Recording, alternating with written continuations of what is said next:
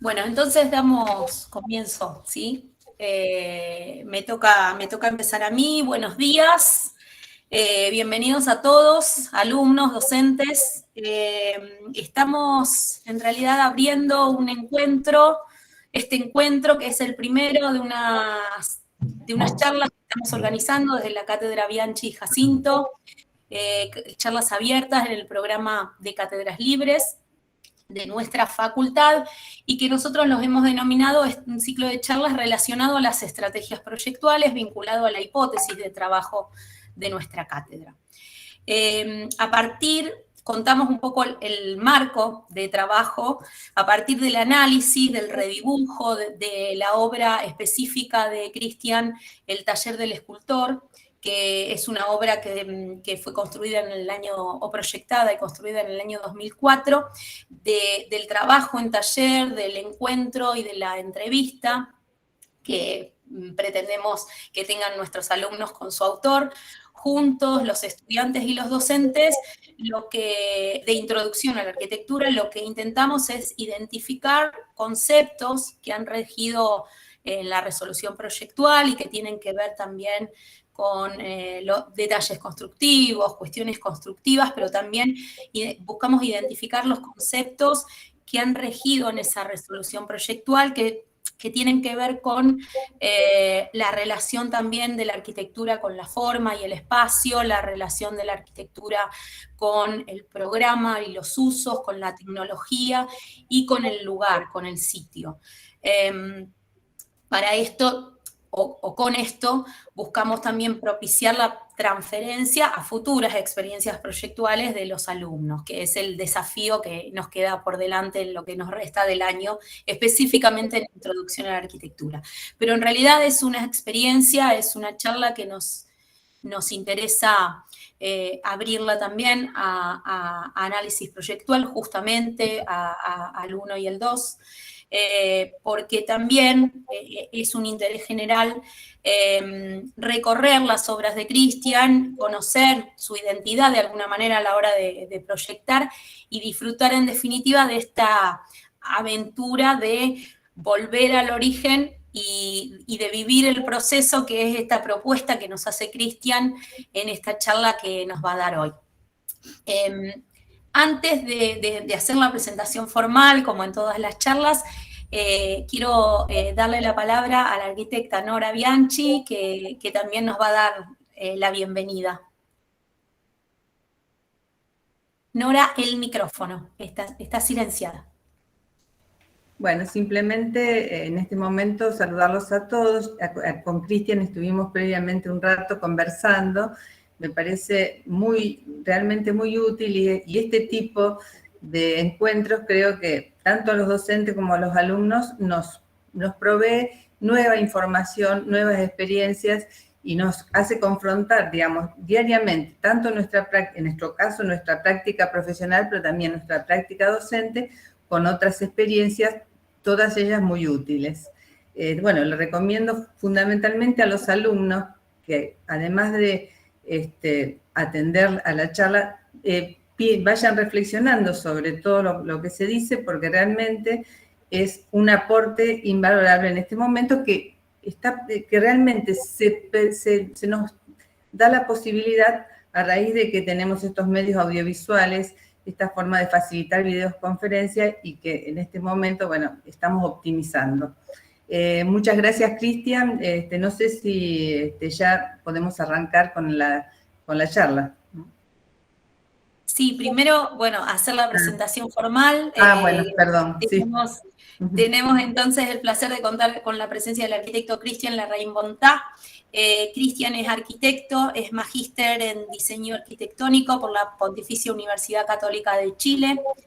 Desde el año 2005 y hasta el año 2010 trabajó en Undurraga de BES, Arquitectos en Santiago de Chile. Participó allí en proyectos destacados como el concurso New York City in Corea, 10 Winners Entries del 2006, en el que fueron finalistas, el concurso de diseño urbano de la Plaza Sotomayor de Valparaíso en el año 2007, en el que obtuvieron el primer lugar. La Capilla de Auco, en los Andes, 2010, Premio Internacional Fratesole. Y Cristian también es diplomado en Arquitectura Sustentable en la Pontificia Universidad Católica de Chile. Es además también máster en Medio Ambiente y Arquitectura Bioclimática de la ETSAM, de la Universidad Politécnica de Madrid, con la tesis titulada Regeneración Urbana Sostenible, Ecobarrio como estrategia de integración de la vivienda social en Chile. En el 2012 formó LB2 Arquitectos, destacándose en su labor el concurso del edificio consistorial Punta Arenas 2014, que también obtuvo el primer lugar. En el año 2014 ya abre su propio estudio, la RAIN Porta Arquitectos, en el que desarrolla variados proyectos, muchos los vamos a conocer hoy, con un enfoque desde la arquitectura bioclimática y el urbanismo sostenible. Ha ejercido la docencia en distintas universidades en Chile, pero actualmente es titular de la Cátedra de Diseño de Proyectos Urbanos de la Universidad de San Sebastián, en su sede de Santiago de Chile. Entonces, bueno, antes de ceder la palabra a Cristian, sin más, queremos agradecer la presencia de los docentes, del equipo docente, de los alumnos del taller que están participando en el Meet, y a todos los que nos están viendo en vivo y nos verán después en las repeticiones a través del canal de YouTube de la facultad. Queremos agradecer también a la facultad que nos da el marco, que nos permite poder realizar estas actividades. Y ahora sí, Cristian, te damos la bienvenida a Rosario, aunque estés en Santiago, y bueno, y a continuación nos dará la conferencia titulada Volver al origen, vivir el proceso. Cristian. Gracias, Natalia, por la presentación. Bueno, un gusto saludarlos. Primero agradecer, ¿cierto?, a la Universidad Nacional de Rosario, ¿cierto?, por la invitación. A Natalia y a Nora, ¿cierto?, como gente de la cátedra, ¿no? Y a todo el equipo docente que acabo de conocer, que los veo muy entusiasmados, muy interesados y con toda esta energía que hay que tener ahora en este proceso de pandemia, ¿no? Que ha sido, como comentábamos, bastante complejo, ¿no? Tanto para los alumnos como para los profesores, ¿no? Así que agradecer la invitación y tratar de que la conferencia, la idea en el fondo es mostrar un poco el proceso del proyecto, ¿no? Del taller del escultor y posteriormente algunos proyectos que hemos desarrollado, con la idea de que después podamos conversar, ¿cierto?, un poco sobre el taller y cuál puede ser, ¿cierto?, el intercambio de ideas que podamos tener para que sea productivo, ¿cierto?, para todos, ¿no? Así que, Natalia, cuando quieras, presento. Ustedes me dicen si es que se corta el audio, cualquier cosa, me van avisando, ¿ya? Perfecto. Sí, sí, sí.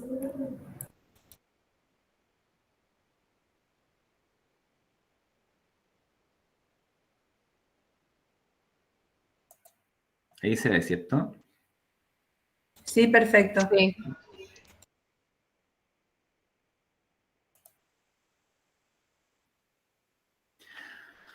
Bueno, siempre me ha gustado partir las conferencias, ¿cierto?, los cursos, con una frase de Peter Zumthor, que encuentro que resume muy bien en lo que debiera estar la arquitectura hoy, y que dice que cuando me pongo a pensar en arquitectura, emergen en mí determinadas imágenes. Muchas están relacionadas con mi formación y con mi trabajo como arquitecto. Contienen el saber que con el paso del tiempo he podido adquirir sobre arquitectura.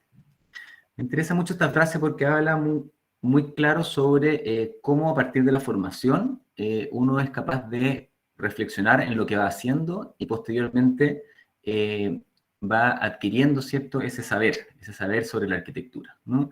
Por un lado el saber y por el otro lado el oficio, ¿no?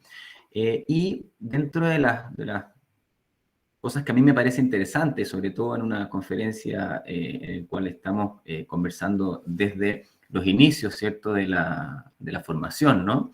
Tiene que ver con cuáles son esos orígenes, ¿ya? En mi caso, creo que el origen, hay tres grandes temas que uno debiera siempre estar recurriendo. Primero, el croquis, ¿no? El croquis en términos de una herramienta que te permita observar, que que te permite observar la arquitectura, observar las sombras, observar los movimientos, observar, ¿cierto?, cuáles son las operaciones arquitectónicas que generan y cómo eso uno puede rescatar posteriormente, ¿no?, dentro de, el trabajo profesional, ¿no? En este caso, por ejemplo, y dentro de eso los viajes, ¿no? Cada vez que uno viaja, yo sé que hoy en día cada vez estamos más tecnologizados, ¿cierto? Pero el dibujo termina siendo siempre una herramienta muy poderosa para después extrapolar ideas a los proyectos, ¿no? En este caso, por ejemplo, el Partenón en Grecia, ¿no? Que su fachada norte, ¿cierto? Su fachada con soleamiento, ¿no? Muestra una volumetría muy fuerte, mientras que la fachada que no tiene sol muestra, ¿cierto?, un plano, ¿no? Entonces aparece una doble condición ahí en esta idea de la luz y la sombra, ¿no?, que está siempre presente en la arquitectura. Lo mismo pasa con la Alhambra, ¿no? Esta idea de generar...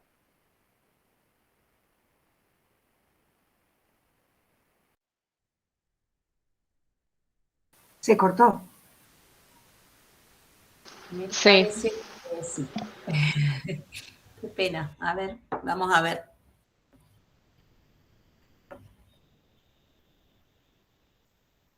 ¿Se cortó? Te perdimos Sí.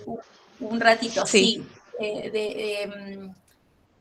Desde la Nos Alhambra. perdimos en la Alhambra. Sí, la Claro. Alhambra, justo dijiste Ok. la Alhambra y Nos se cortó. perdimos en la Alhambra. No, es que la Alhambra es muy laberíntica. Es verdad, Eso. es verdad. No, ya, seguimos entonces, ya. Bueno, lo que les decía de la Alhambra, del dibujo, ¿cierto? De esta idea de entender qué es lo que es la Alhambra, qué es lo que son estas pantallas, qué es lo que es la sombra, cómo se construye esa sombra a partir de las operaciones arquitectónicas, ¿no? Luego también arquitectura moderna en sus formas puras, como las de Niemeyer en Brasilia, ¿no? O la potencia que puede tener una escalera de madera en la casa de Barragán. O las proporciones, ¿cierto? Y el trabajo volumétrico y del vacío de Le Corbusier, en este caso, ¿cierto? El estudio del pabellón del Esprit Nouveau, ¿no? Que hoy en día está en Bolonia. Y por supuesto, ¿cierto? Obras muy contundentes, como lo es Ronchamp, ¿cierto? Que uno, cuando estudia Ronchamp en la universidad en general, ve estas formas plásticas, ¿no? Pero después se detiene un poco en la planta y resulta que son tres formas muy puras que hacen y contienen y proponen, ¿cierto?, el programa en su conjunto, ¿no? Por otro lado, para mí también es muy importante revisitar siempre a los grandes maestros, en mi caso muchos, pero me imagino que para todos tienen muchos hoy en día, ¿cierto? Pero quería rescatar algunos que son los que más me han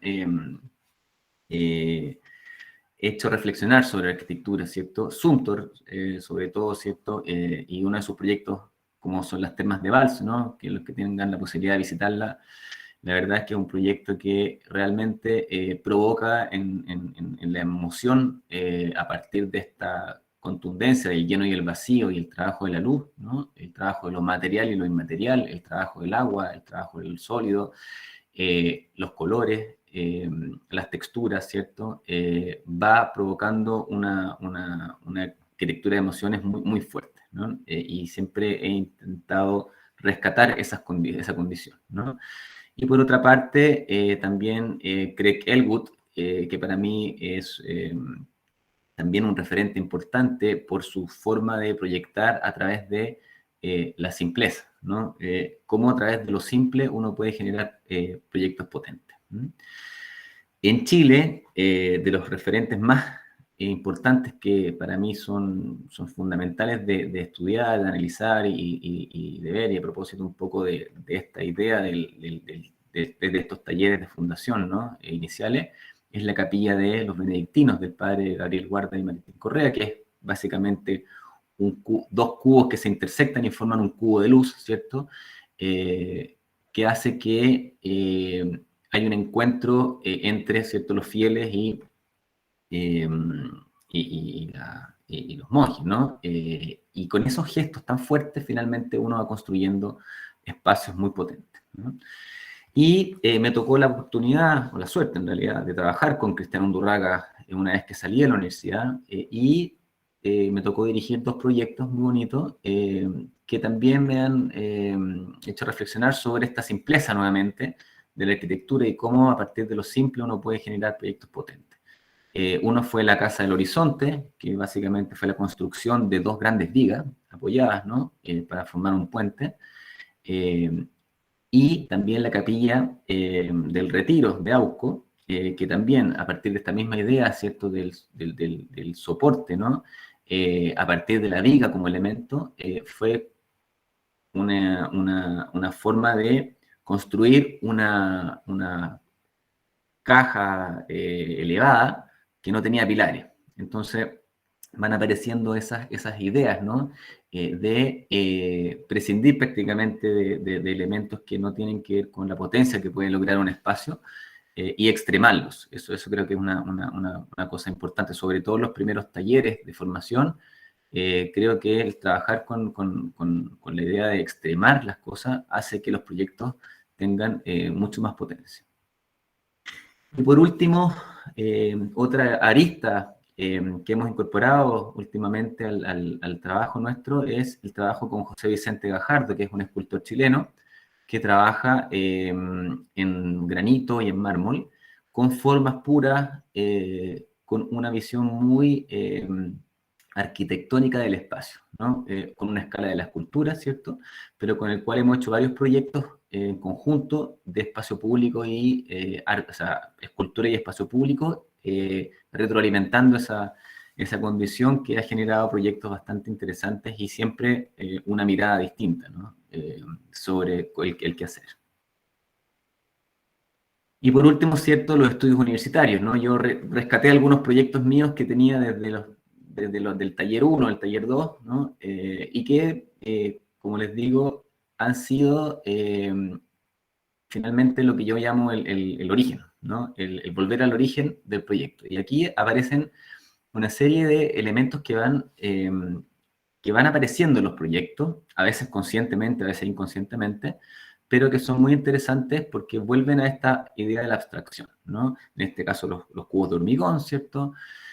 O un proyecto que hicimos alguna vez en Taller 4, que era una biblioteca, ¿no? Y que su concepto era construir un borde para liberar un interior, que posteriormente ocuparíamos esta idea en el concurso de Punta Arenas, que sería estas maquetas, ¿cierto? Estoy hablando del año 97, por ahí, 98, ¿no? Para que se hagan una idea. No hacíamos renders en esa época, solamente maqueteamos. Y estas casas, que eran un conjunto de casas que también trabajaban la forma pura, y la idea siempre del lleno y del vacío, el lleno en términos de programa y el vacío en términos de espacios abiertos y públicos, ¿no? Y aparecen, ¿cierto? También, por primera vez empezamos a investigar los materiales en la universidad, empezamos a investigar el hormigón, empezamos a investigar la madera, y cómo esto empieza a generar espacios y espacialidades, ¿ya? Y de alguna forma el taller del escultor yo lo realicé cuando estaba terminando la universidad. Justo antes de terminar la universidad me hacen un encargo de un escultor, o sea, en realidad era un empresario de un diario, ¿no? Que le gustaba la escultura y vio un día estas maquetas y me dijo que quería hacer un taller para su escultura con estas ideas que ya había visto en las maquetas, ¿no? En estas 3 maquetas. Y aparece, ¿cierto?, el encargo para el taller del escultor.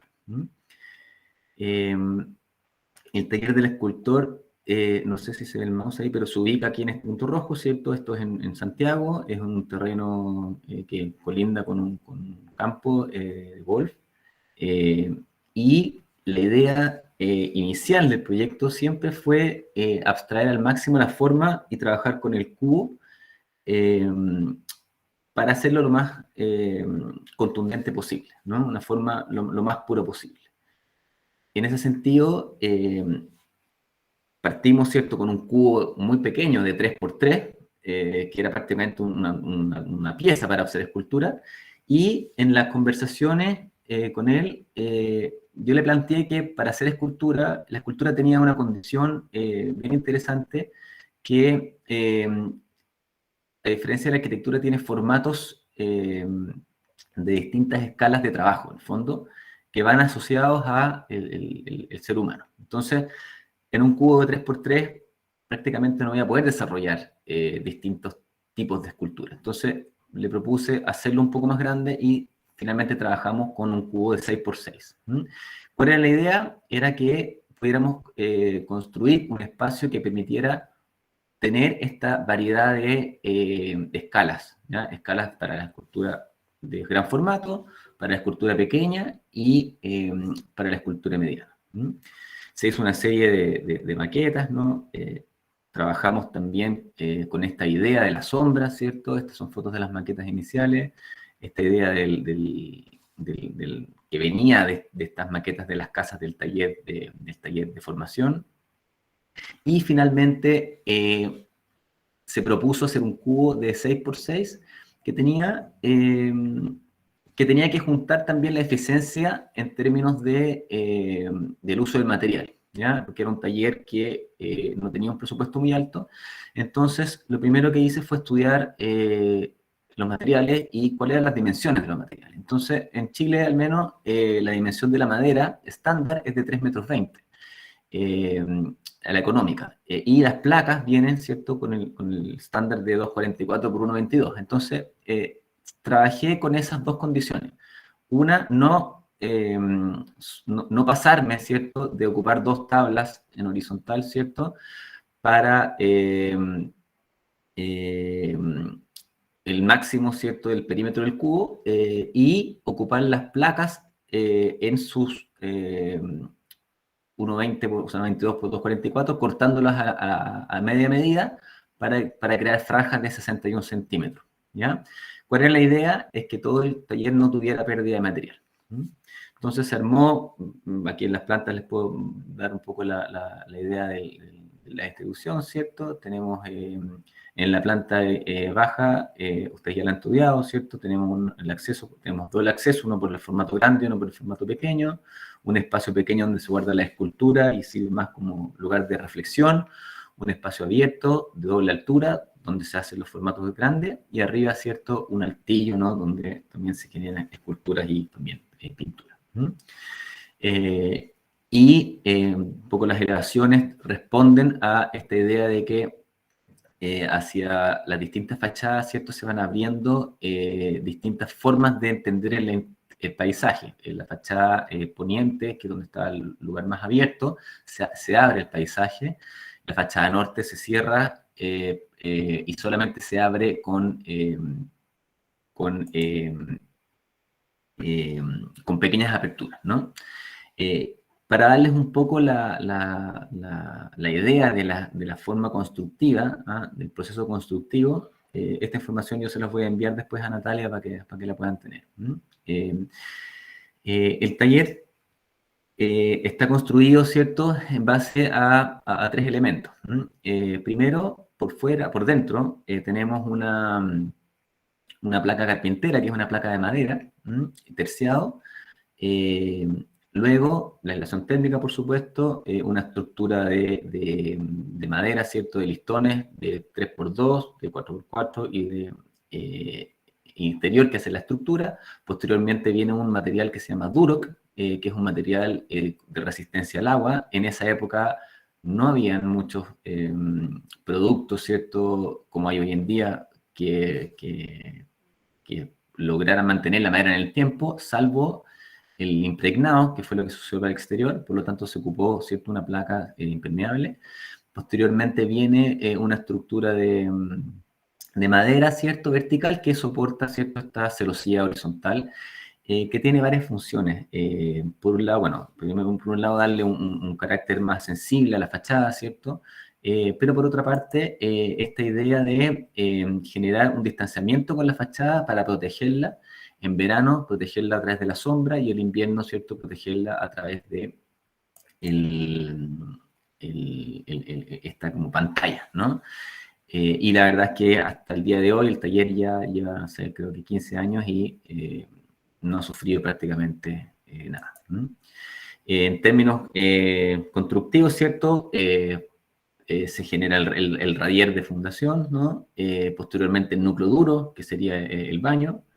Luego, ¿cierto? Los dos elementos que conforman el orden, ¿cierto? Primero del mobiliario, ¿no? Y segundo, la conexión vertical, que es la escalera, una escalera en coigüe. Posteriormente se hace la estructura, ¿cierto? Perimetral y la estructura de envigado con piso de madera y su antepecho, ¿cierto? Siempre pensando en esta condición del elemento sólido dentro del taller, como en términos de encontrar ese equilibrio entre el vacío y el lleno. Posteriormente vendría la placa,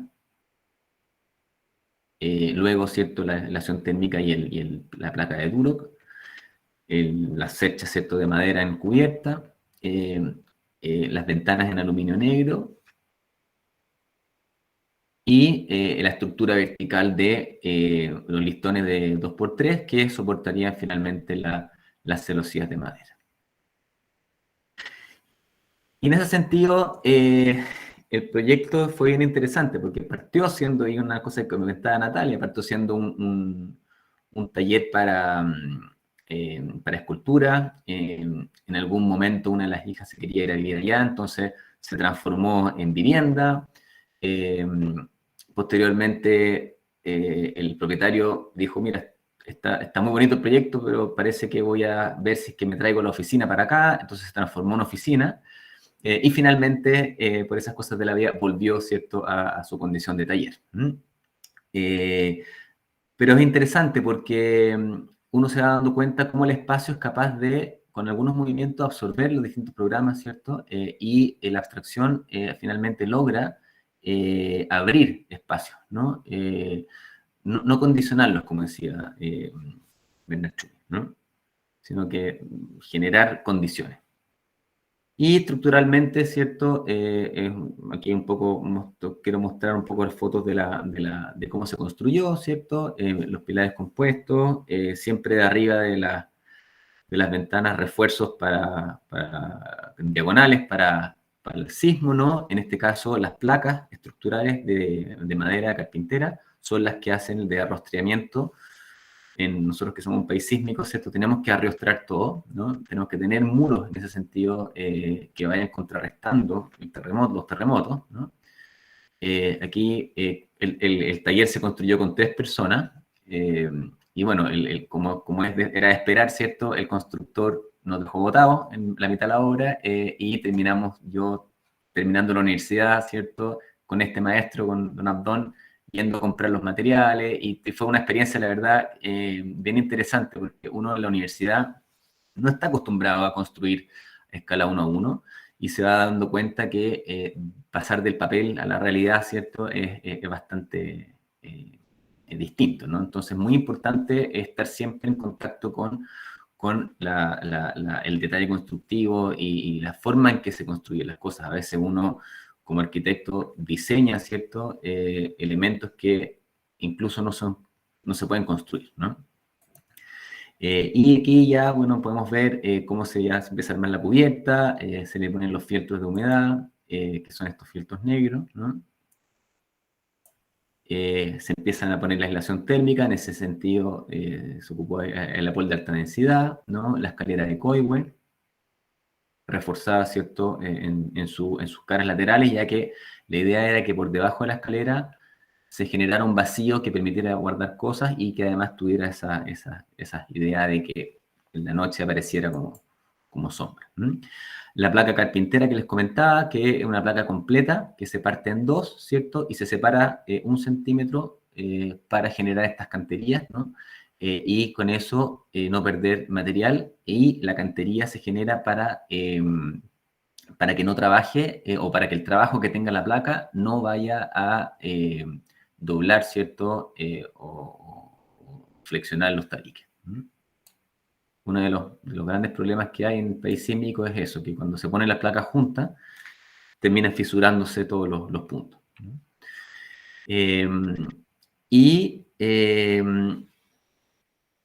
aquí ya está un poco más armado, ¿cierto? Por el exterior, ¿cierto? Como les comentaba, está la estructura, estaría el fieltro y la placa duro, que es esta placa gris, ¿no? Que es impermeable y que se fue forrando, ¿cierto? Todo el taller.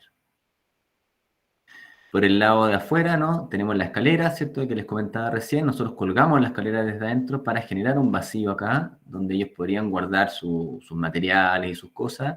Y otra cosa interesante que hicimos la ventilación del baño, ¿cierto? En ese espacio que quedó cerrado. Entonces, uno de los grandes problemas que tienen los arquitectos siempre es cómo esconder, ¿no? Los calefón, las ventanas de los baños, las ventilaciones. Entonces, la idea fue construir este espacio para poder eliminar esos elementos que son distractivos, ¿no?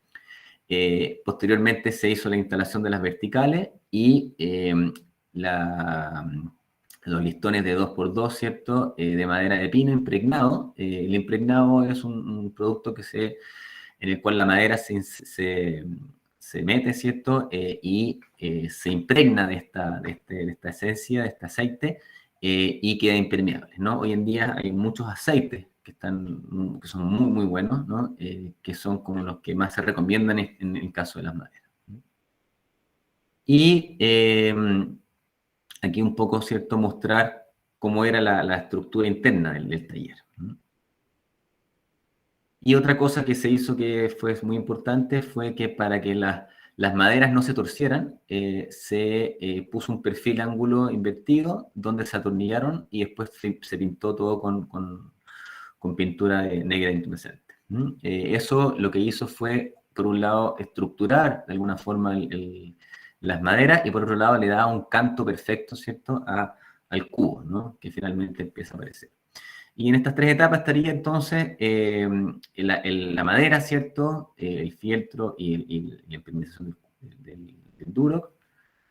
Luego vendría, ¿cierto?, ya una vez que está más construido, ¿cierto?, la parte volumétrica, el lleno, ¿no?, que genera la forma. Y finalmente esta sensibilidad, ¿cierto?, que aparece con la madera y cómo la madera empieza de alguna forma a interactuar con el paisaje, ¿no? Y ya fotos ya de la obra terminada, ¿cierto? Hay una piscina, entonces se genera un reflejo muy bonito en el taller. El taller aparece como una especie de linterna. Y hay algo muy interesante que yo vi después, cuando hice el máster en bioclimática, me di cuenta que finalmente la bioclimática es sentido común. Básicamente es aplicar el sentido común y después corroborar con números, ¿no? Corroborar con números, corroborar con datos. Pero finalmente la arquitectura tiene eso de sentido común. Y en este sentido la maqueta, el proyecto tenía prácticamente toda la fachada con celosía, pero justo delante del taller había un gran castaño que en invierno, que es caduco, entonces en invierno deja caer sus hojas y deja entrar el sol, y en verano aparece con un gran follaje y detiene el sol. Entonces no hubo que hacer la celosía, y lo que fue muy interesante, porque finalmente el árbol fue el elemento bioclimático que resolvió, ¿cierto?, esta condición solar. Ahí se ve, ¿cierto?, en invierno, ¿cierto?, cómo le llega el sol del poniente. La fachada, ¿cierto?, posterior, que eran estos elementos, unas ventanas que estaban escaladas para esta idea del espacio más doméstico, mientras que la vertical, ¿cierto?, era la que mostraba este espacio de doble altura. Y como les decía, por la noche aparece, ¿cierto?, el taller como una especie de linterna en el paisaje, ¿no?, que se ilumina, ¿cierto?, y ilumina el contexto. Y por el interior, ¿cierto?, este ya es un resultado ya final. Aparece el mueble al fondo, donde él coloca su escultura, ¿cierto? Lo que les hablaba yo de esta idea de la escala, ¿no? De cómo generar ventanas con una escala para un espacio más pequeño y generar una escala vertical para un espacio más alto. Y siempre tratando de trabajar la idea de la volumetría, la escalera como un elemento volumétrico, ¿cierto? El baño como un elemento volumétrico, la lucarna, que fuera una sola lucarna, que estuviera en relación a la escultura, ¿cierto? Y a la la escultura en términos de la escalera, ¿no? Y de nuevo se fijan la simpleza que nos genera esta placa carpintera, que la verdad es que es una placa que se ocupa para moldaje, pero que, o para estructura, ¿cierto? Pero que tiene una característica muy, muy natural. Algunas imágenes, ¿cierto?, de la subida de la escalera. Y del altillo. De nuevo, se fijan, la idea es siempre mantener esta condición de un elemento puro, casi sin detalle, rescatando un poco ese concepto, ¿cierto?, que apareció posteriormente en la arquitectura de asuntos. Y desde el interior aparece todo este castaño, ¿cierto?, que se mete prácticamente dentro del taller y que lo hace estar en una relación muy directa con el exterior. Y desde afuera, ¿cierto?, ya con el contexto, ¿no?, en primavera sobre todo, ¿cierto?, se integra muy bien al paisaje. Y empieza como a jugar también con ese trabajo. Y la llegada también, que es importante, al suelo, se hizo un listón de madera que contiene el pasto, ¿cierto? Y en su interior hay un cuarzo gravilla, ¿cierto? Que hace que cuando llueva no se meta el agua, ¿cierto? Sino que se absorba y además haya un cambio, ¿cierto? Que muestre esta idea de esta pantalla más liviana. Bueno, curiosamente, años después, el mismo propietario me encargó unas casas en el mismo terreno, y ya con más experiencia, ya con haber pasado por la oficina que está en Undurraga, empezamos a trabajar un elemento, ¿cierto? Y además estamos trabajando con Vicente Gajardo, una casa con un elemento escultórico, una casa que tuviera una pieza de base inferior y en su parte superior apareciera, ¿cierto?, un volumen, ¿no?, que contuviera, ¿cierto?, los distintos programas. Y armamos, ¿cierto?, este esquema, ¿no?, que rescata nuevamente esta idea de los volúmenes puros, ¿no?, y piezas muy, muy contundentes. Trabajamos con algunas maquetas en barro, maquetas que hicimos con el escultor, ¿cierto?, en el taller del escultor de Vicente. Y finalmente proyectamos estas casas, ¿no?, a partir de esta idea del vacío del volumen, y después el programa se fue adaptando de alguna forma a este programa, a este volumen. Son 3 casas que tienen, bueno, aquí hay algunas imágenes que muestran, ¿cierto?, un poco la materialidad. Son en hormigón, tienen hormigón tableado y hormigón de moldaje. Y la idea interior es que aparezcan de nuevo esta idea de el cambio de escala, ¿cierto? En los espacios públicos como el living, comedor, en una escala bastante más abierta, con la posibilidad de generar una gran biblioteca, ¿cierto? Que los elementos constructivos de conexión sean además elementos arquitectónicos potentes, como es el puente de conexión, que sea un elemento independiente, o la escalera también sea un elemento independiente.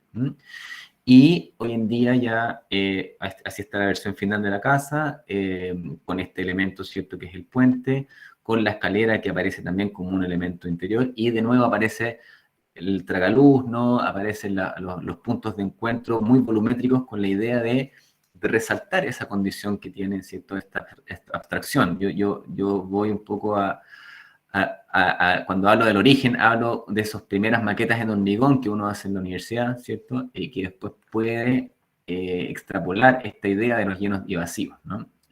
Sin perder, ¿cierto?, la fuerza que pueda tener esa abstracción. Y hoy en día ya estamos construyendo las casas. Ha sido bastante complejo porque lo empezamos a hacer en pleno pandemia. Entonces ha sido todo un tema de que los materiales, ¿cierto?, que están caros, que además no hay, que las cuarentenas, que los enfermos, ¿cierto? Ha sido bastante interesante vivir un proceso de construcción en pandemia, ¿no? Pero ha salido bastante bien hasta el momento, dentro de todo, y ya las casas están en su primera etapa. Y a propósito de eso, les voy a mostrar algunos proyectos y algunas casas que hemos hecho, que también, de nuevo, cuando hablo del proceso y de las ideas, ¿cierto? tratar con los extremos, tratar de entender que la arquitectura tiene que ser, de alguna forma, extremar una idea. En este caso, hicimos una casa para un constructor, que él tenía una serie de materiales de reciclaje, y me dijo si que podía ayudarlo con hacerle un dibujo, ¿cierto? Entonces le proyecté una casa a partir de los materiales que él tenía, que eran unos fierros de 32 milímetros, de 1 metro de alto, que los ocupamos como pilares, y una serie de placas de moldaje que le habían sobrado para poder armar, ¿cierto?, el interior. Entonces hicimos esta casa, que era un bloque muy puro, que estaba levantado prácticamente 1 metro del piso por la humedad, y que generaba esta condición, ¿cierto?, de levedad muy interesante. La casa, como les decía, era muy extrema. La idea era que pudiéramos construir un tipo de habitación que fuera sumándose, y en su fachada sur, un gran mueble que contuviera, ¿cierto?, todo lo que es la funcionalidad de los elementos que están en la casa, ¿no? Los closets, ¿cierto?, las cocinas, etc. Un gran vacío en el medio, que era el living comedor, y la idea es que la casa tuviera esa condición de extremo respecto al paisaje, ¿no? Y acá hay algunas imágenes de cómo se construyó, ¿cierto? Una estructura de madera bastante simple, con estos pilares de 32 milímetros, que el calculista me dijo que se me iban a caer, pero que finalmente pasó el terremoto del 2010 sin ningún problema. Y la verdad es que funcionó como un gran diafragma. Y es muy interesante porque prácticamente no hay casas que tengan este tipo de fundación, ¿no? Y como les señalaba, estas son las interiores, que en el proceso de construcción, ¿cierto? Todo material de reciclaje, todas las maderas, material de reciclaje de las andamios, y las placas de moldaje, que las ocupamos para poder armar todos los tabiques, ¿no? Y los pisos se hicieron con las placas las maderas de moldaje de hormigón que iban sobrando de las distintas obras. Ha sido una obra larga, porque se ha construido en el tiempo, ¿no? Y hoy está en este estado, ¿cierto? Y poco a poco, ¿cierto? Él, a medida que va trayendo materiales, vamos construyendo, ¿cierto?, la vivienda. A partir de eso también hicimos una casa que también intentamos extremar, ¿cierto?, esta idea de la horizontal, y contraponerla con la cordillera, ¿no?, que era este gran muro que tenemos, ¿cierto?, en conjunto, ¿no? Y se hizo una casa que extremó esta línea, y que se contrapuso, ¿cierto?, con la cordillera, ¿no? Nuevamente, esta idea del extremo también empieza a aparecer en todo sentido, en el sentido de cuando uno hace un quincho, por ejemplo, un espacio vacío que proyecta la piscina y que va desde el jardín de lado a lado y atraviesa la casa. Siempre la idea de atravesar empieza a ser el concepto de la casa, y eso se va construyendo en sus distintos puntos, ¿no? Lo mismo que desde el acceso en la foto de la derecha también, y siempre teniendo esta idea de, ya sea diagonal u horizontal, visual hacia el exterior. Y finalmente ya la casa también se construyó en hormigón visto, ¿cierto?, con estructura metálica y con una piscina con durmiente, ¿no? Y de nuevo lo que les señala, atrás la cordillera, ¿cierto?, en esta contraposición con esta idea del horizonte. Posteriormente hicimos otra casa, que fue una remodelación en realidad, de una casa a 2 aguas, que terminó siendo una casa bastante más contemporánea, la casa AB, que genera también esta idea de extremar los puntos, ¿no? Y en ese extremo de los puntos aparece un elemento fundamental, que era la vertical. Y en esa vertical nosotros trabajamos la escalera como un elemento arquitectónico que diera el carácter a la casa.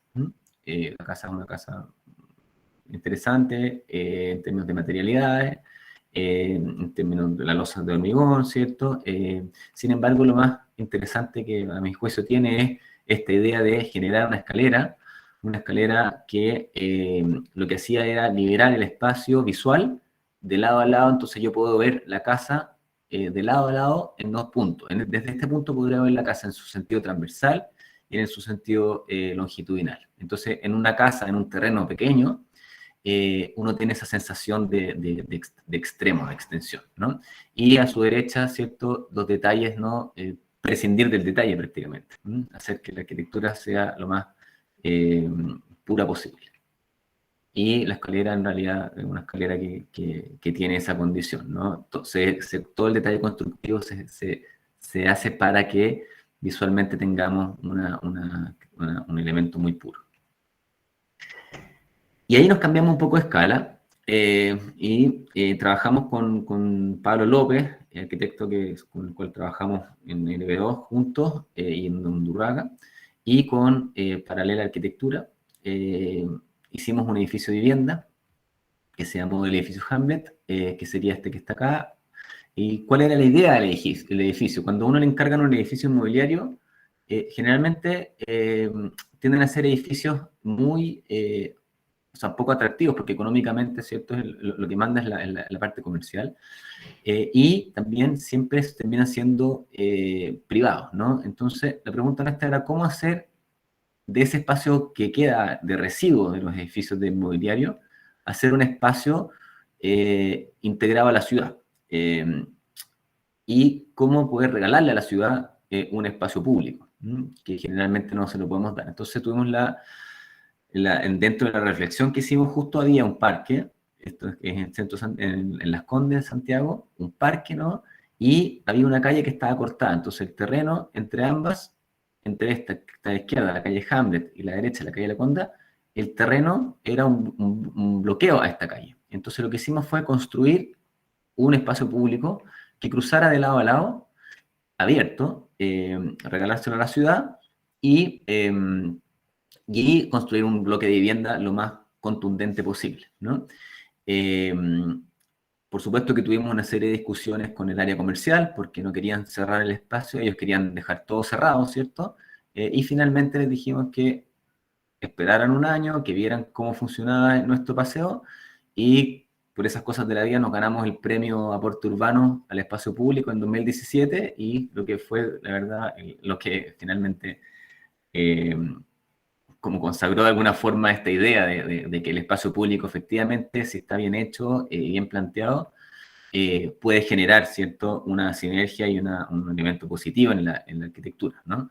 Este es el edificio, mirado desde arriba, ¿no? De nuevo, un edificio que es bastante simple en su composición, y la idea era generar un bloque de viviendas por un lado y todo lo que son los espacios abiertos y públicos hacia la derecha, ¿no? En estas grandes terrazas, con materiales más sobrios, ¿no? Y la idea del espacio público. Este proyecto lo desarrollamos con Pablo López, con dos arquitectos de la Universidad Católica, Ignacio Sañartu y José de Girolamo, grandes arquitectos. Y el paisajismo y el espacio público lo trabajamos con Tomás Folch y la Sofía Armanet, que son arquitectos de la Católica, pero arquitectos paisajistas, que los invito también a ver su trabajo, que es muy interesante. Y ellos diseñaron este paseo que es una maravilla, ¿no? O sea, en conjunto tiramos las ideas, ¿cierto? Y ellos terminaron, ¿cierto?, desarrollando esto, y la verdad es que fue un trabajo en equipo muy, muy interesante, ¿no? Armamos, ¿cierto?, este paseo público, y que hoy en día, ¿cierto?, ya está bastante más consolidado, ¿no? Nosotros planteamos que con la iluminación y con la apertura, ¿cierto?, y con la conexión, este espacio iba a ser una conexión urbana y que no iba a necesitar una reja prácticamente. Y, por supuesto, incorporamos mobiliario urbano, ¿cierto?, para que tuviera más actividad, una serie de celosías que, si bien dan una condición visual en el sentido longitudinal del paseo muy cerrada, desde el interior, ¿cierto?, es bastante abierta e iluminada. Estas serían algunas imágenes del hall de acceso y esta relación que hay, como les decía yo, entre el interior y el exterior del paseo. También siempre volviendo a esta idea de los volúmenes puros, y algunas imágenes, los renders de los departamentos, que son departamentos bastante más, son bonitos, pero son dentro de todo departamentos más tipos, ¿no? A excepción de algunos que tienen ya dobles alturas, tragaluces, y trabajamos nuevamente con esta idea de los llenos y los vacíos.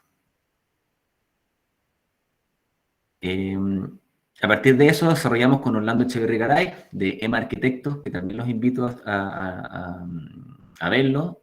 Orlando también trabajó en la oficina que está en Undurraga y se independizó posteriormente. Estuvimos trabajando juntos mucho tiempo hasta la pandemia y ha hecho proyectos muy interesantes y nos tocó hacer un proyecto en este espacio que era en Recoleta, que es un espacio muy extremo, que es un terreno de 6 metros de ancho por 75 de fondo, que prácticamente, aquí en amarillo ustedes lo pueden ver, es prácticamente un encargo de taller 1 o de taller 2, ¿cierto? De cómo conectar, ¿cierto? Cómo generar un proyecto en un terreno extremo, ¿no? Y nos encargaron hacer 25 viviendas de dos dormitorios. Entonces, ¿cuál fue nuestra idea? El vacío como generador de conexión entre, ¿cierto?, las viviendas. Y trabajamos con el vacío vertical y el vacío horizontal. Ahí hicimos una serie de tipologías para poder generar estos patios y estos vacíos. Finalmente todos los departamentos tenían 2 patios cada uno para que todos los dormitorios tuvieran ventilación cruzada e iluminación natural. Y uno accedía por este espacio interior, ¿cierto? De nuevo aparecen las formas puras, ¿cierto? La luz y el contraste, y los interiores de los departamentos, todos con iluminación natural y vertical, ¿no? Algunas imágenes del proyecto.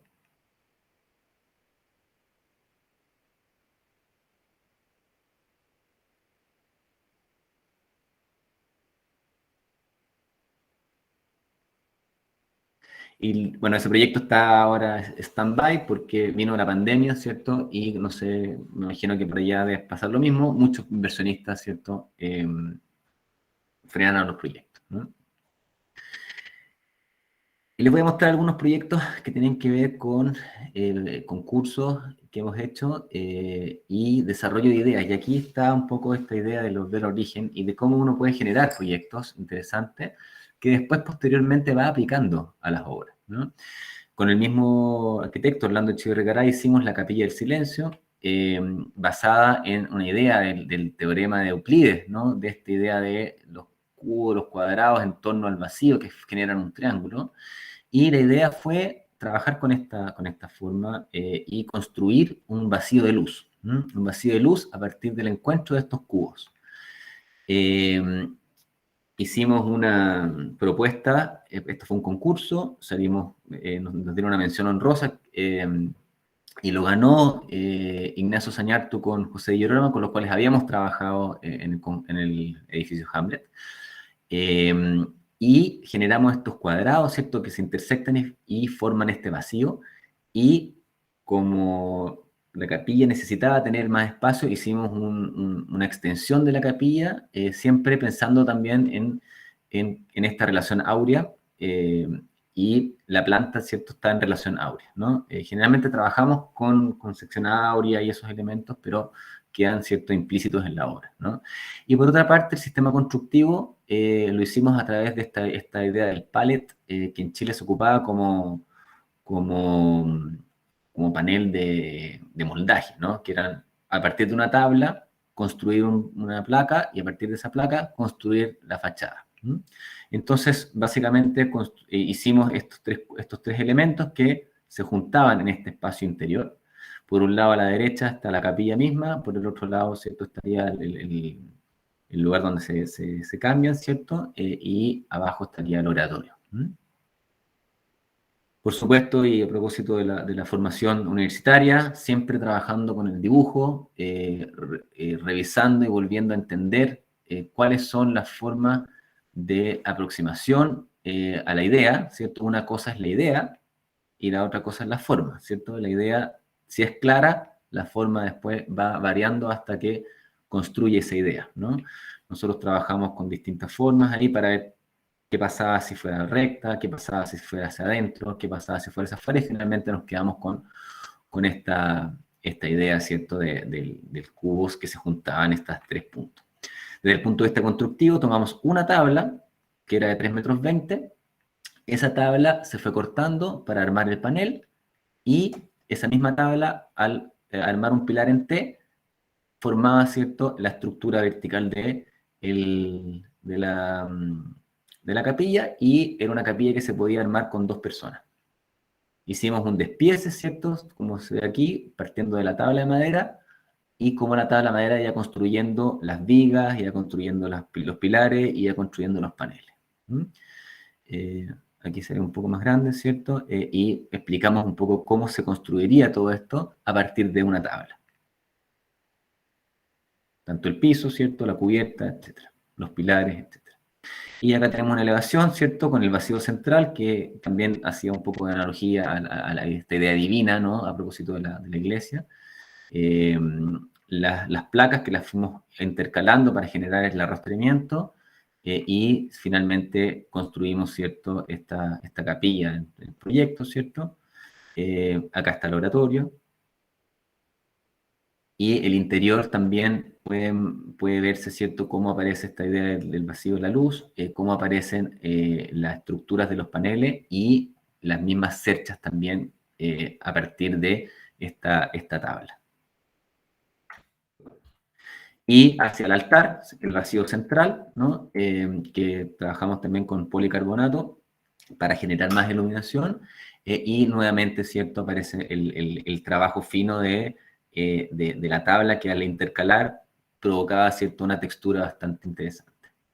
Y hoy en día estamos desarrollando el panel, ¿cierto?, con Francisco Álvarez, que es el constructor con el que yo trabajo, con el cual hemos hecho casi todas las cosas juntos. Él es prácticamente un arquitecto en su forma de pensar, y hemos estado trabajando con este panel para hacer instalación de faena y una serie de elementos para poder ahora construir, ¿cierto?, ojalá esta capilla en algún momento. A partir de esa misma idea, nuevamente trabajamos con el concepto del vacío. Trabajamos con algunas referencias, como la pirámide de Huacapuyama en Lima, que era esta idea de los ladrillos entre la vertical y la horizontal, y proyectamos esta vivienda, que es una vivienda que también, a partir del vacío, va orientando, ¿cierto?, un poco la estructura. Lo que me interesa mostrarles acá es cómo, a partir de una idea o un concepto, uno puede ir trabajando, ¿cierto?, finalmente distintos programas, ¿ya? Una capilla, una vivienda, y unos espacios públicos.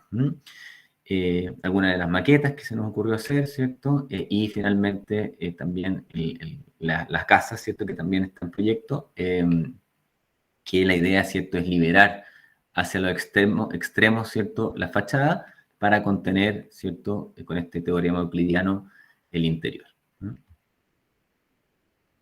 Y dentro de los cerramientos, trabajar con esta idea del ladrillo y la idea, ¿cierto?, de la permeabilidad. Y con la misma idea también, como les explicaba, trabajamos un proyecto que se llamó Viveros Urbanos, que lo que hace es tomar este teorema euclidiano, intercalarlo y generar, como ven a su derecha, 3 cubos de distintas alturas que te permitan distintos programas, ¿no? Uno es poder sentarse, otro caminar o apoyarse, y el otro plantar, ¿cierto?, los cultivos, ¿no? Y con algunas referencias de las viñas que tenemos tanto nosotros como ustedes, ¿cierto?, que aparece esta linealidad, esta alternancia entre lo lineal del paseo y lo vegetal de las parras, ¿no?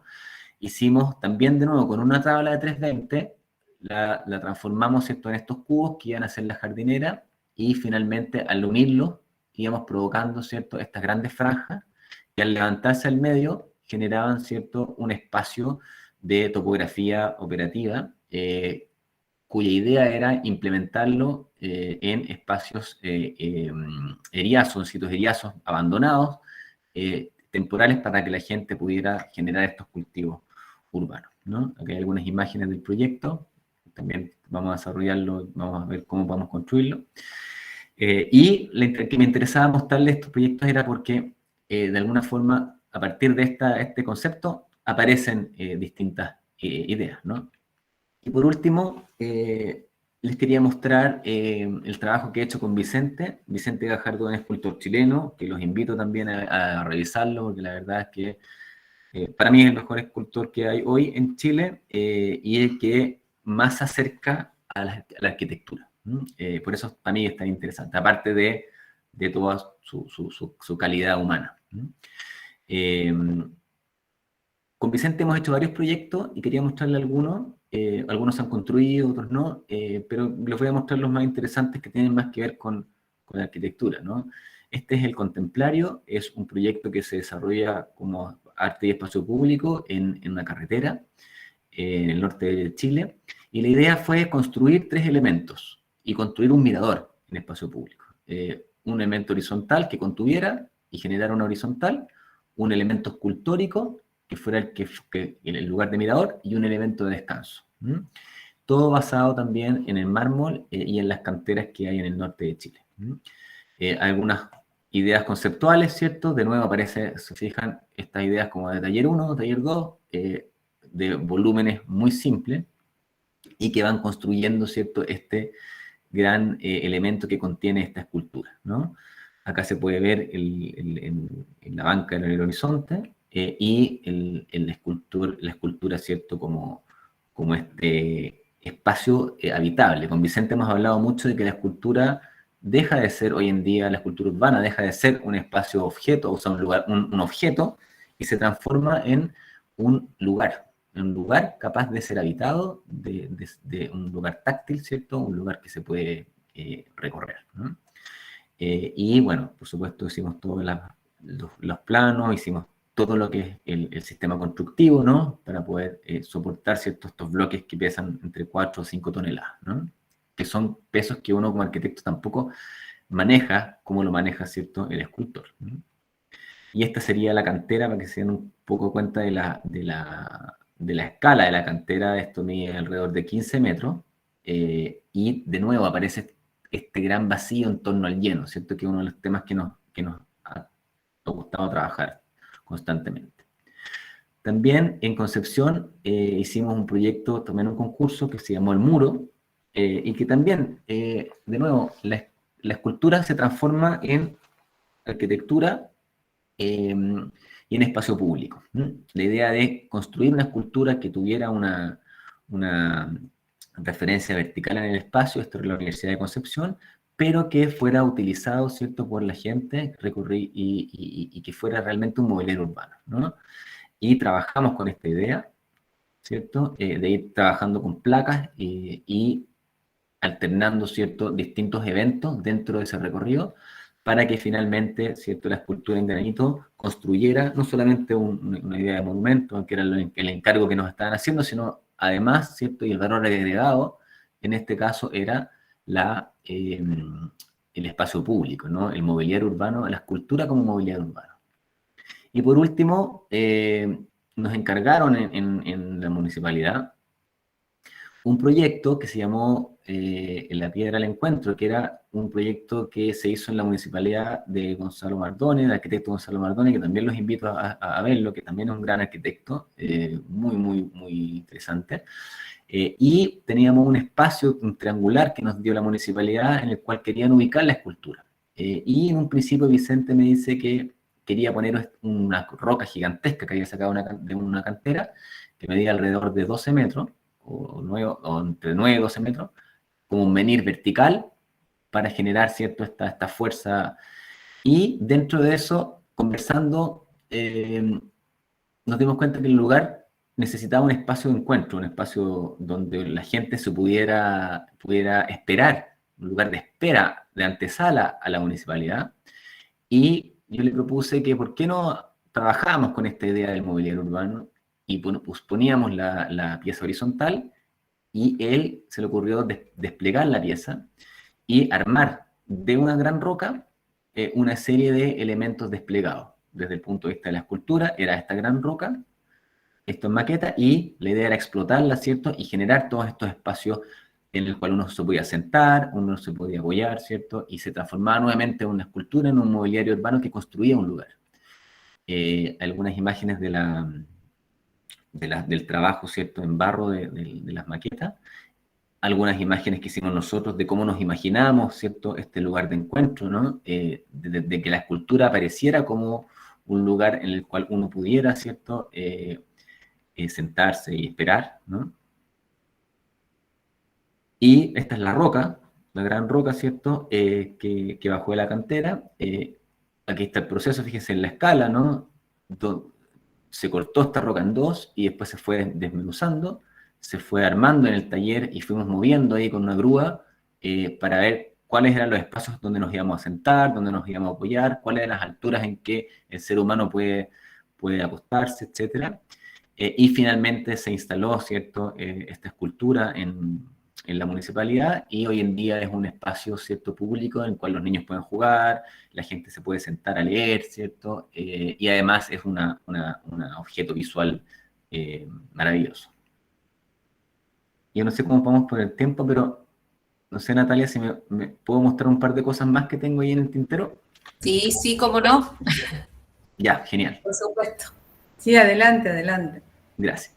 Y esto es muy interesante porque a mí me ha vuelto a llevar, como les decía, al origen de entender la abstracción de los elementos a partir de la escultura, y cómo esa relación, esa tensión que uno siempre hablaba cuando los profesores de uno decían, no, tenés que generar tensión entre los volúmenes, ¿cierto? Y uno que estaba en primer año no entendía mucho lo que era la palabra tensión, ¿cierto? Y después se da cuenta que era como esta idea de los imanes, ¿cierto? Que hay un momento en que el imán está tan próximo que no se sabe, que se está juntando, pero todavía está separado. Entonces eso va generando esa tensión, y cómo ir después llevando esa tensión, ¿cierto?, a la arquitectura, ¿no? Y volviendo un poco a esta idea del origen, hicimos un concurso con Pablo López y con Carlos Bustamante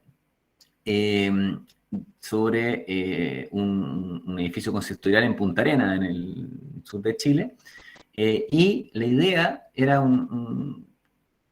esto era en el estrecho Magallanes, entonces había una gran horizontal, que era el estrecho, y un clima muy, muy frío. Entonces había que trabajar con esas dos condicionantes. Que lo que hicimos fue relacionar esta idea, ¿no? Y de alguna forma les muestro ahora cómo uno va volviendo a los proyectos de iniciales, ¿cierto? Esto es una imagen de la biblioteca que hicimos con Luis Carreño, un compañero, en taller, creo que taller 5, que fue el año 1999, creo.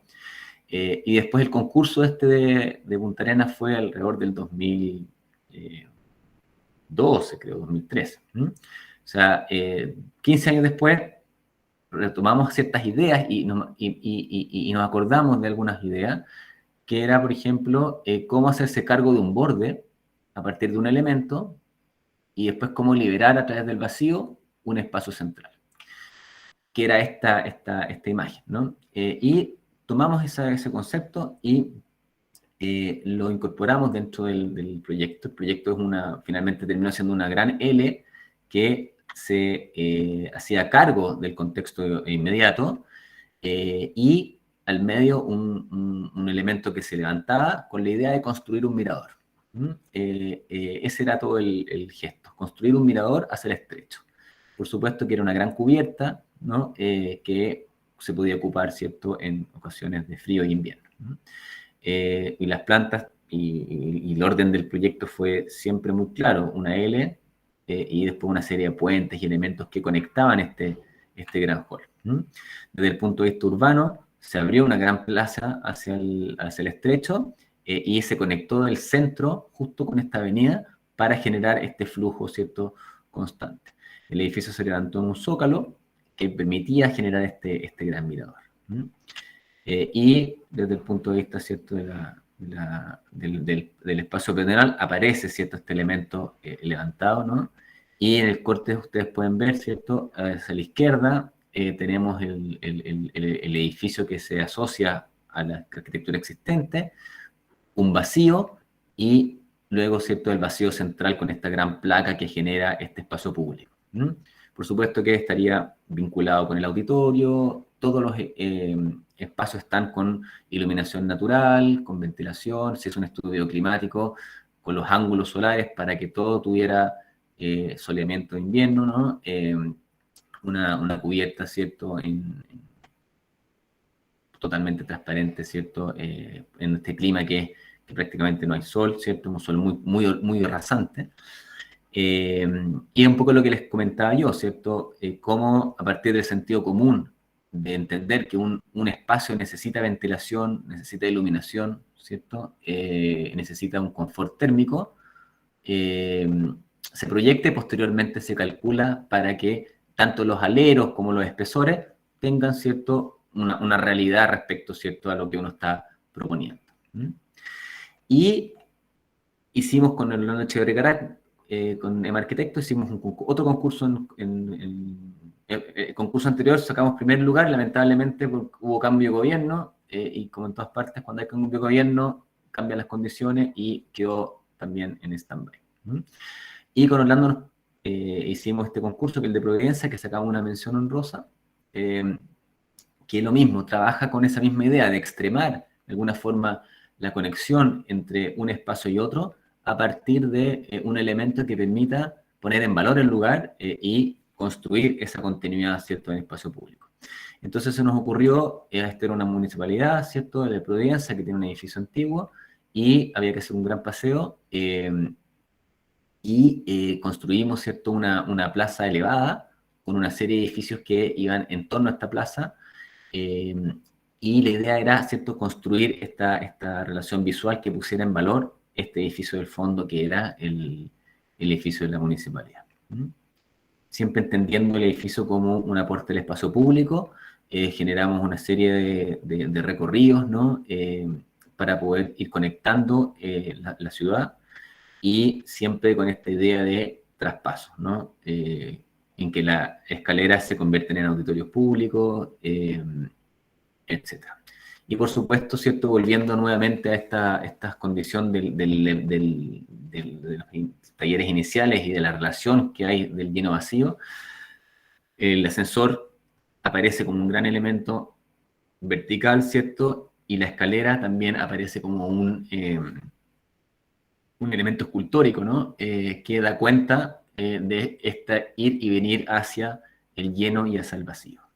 Y también siempre manteniendo esa transparencia, ¿no?, en los primeros pisos. Este concurso fue un concurso muy interesante, lo ganó Tomás Villalón, arquitecto, que también los invito a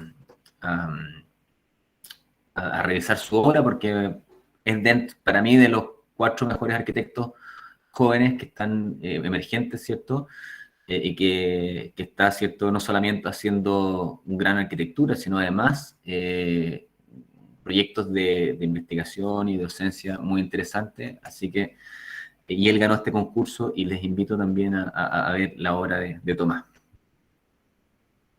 Y por último, para cerrar, y un poco lo que conversamos con los profesores en el inicio, ¿cierto?, esta colaboración que hay entre universidades y que hoy en día se ha hecho online, ¿cierto? Y que hablábamos que ojalá el próximo año, ya cuando esté más liberado el tema del COVID, podamos hacer algún workshop o algún intercambio un poco más en la vida más física, ¿no?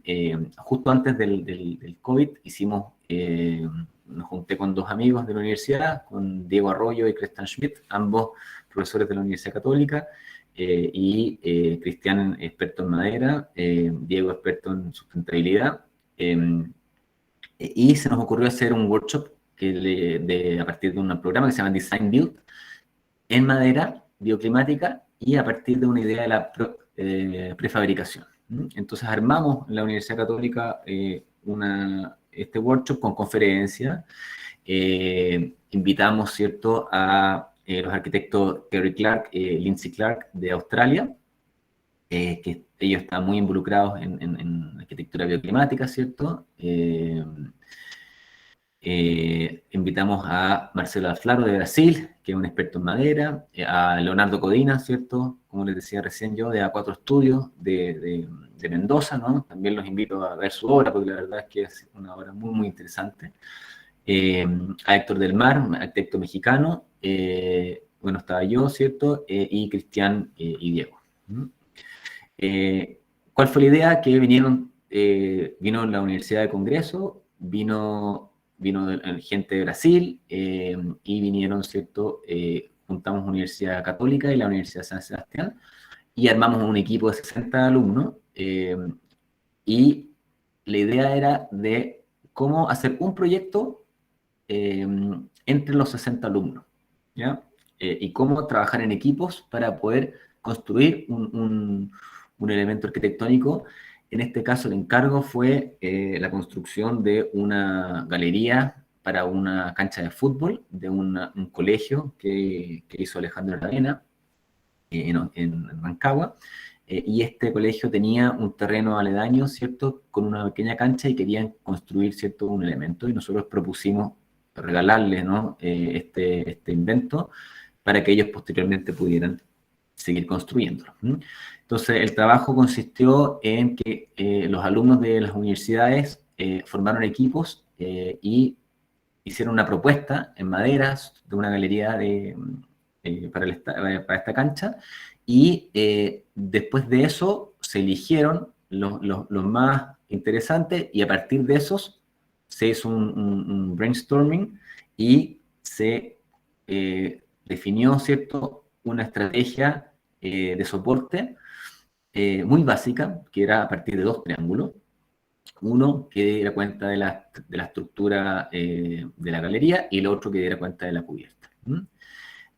Ahí se incorporaron una serie de elementos de los distintos grupos de alumnos. Entre ellos, uno aportó con el tema de los asientos, el otro con el tema de la estructura de soporte, el otro con la estructura de cubierta. Y se hizo, ¿cierto?, se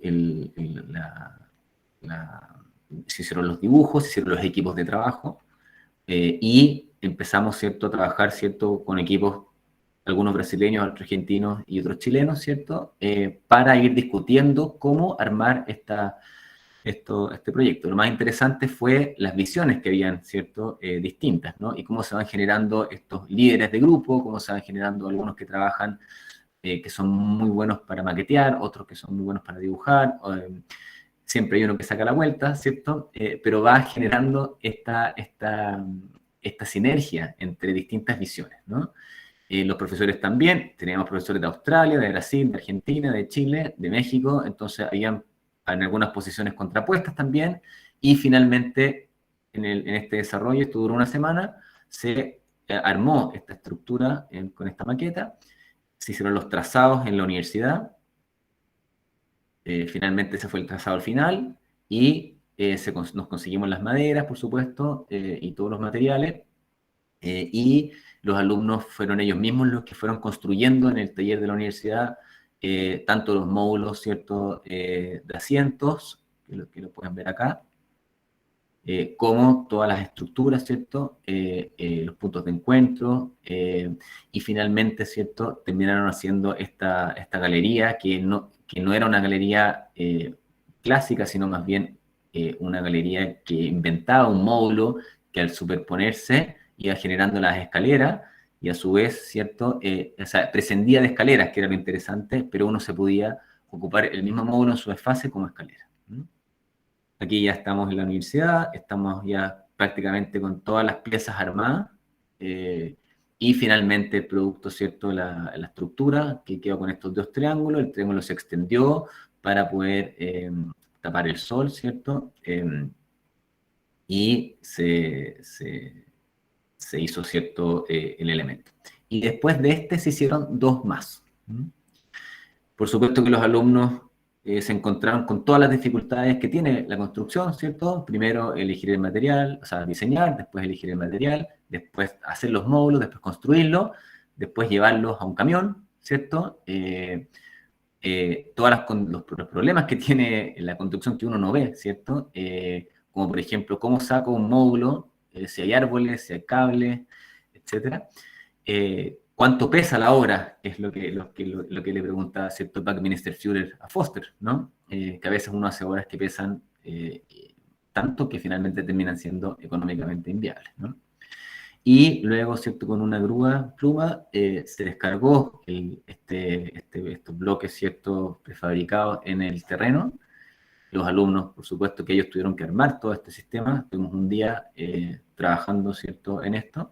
Se hicieron las fundaciones, ellos mismos hicieron las fundaciones, y finalmente terminaron, ¿cierto?, armando estas galerías, que la idea, ¿cierto?, es que el colegio finalmente pueda ir sumando año a año una galería más y terminar, ¿cierto?, con toda la galería de la cancha, ¿no?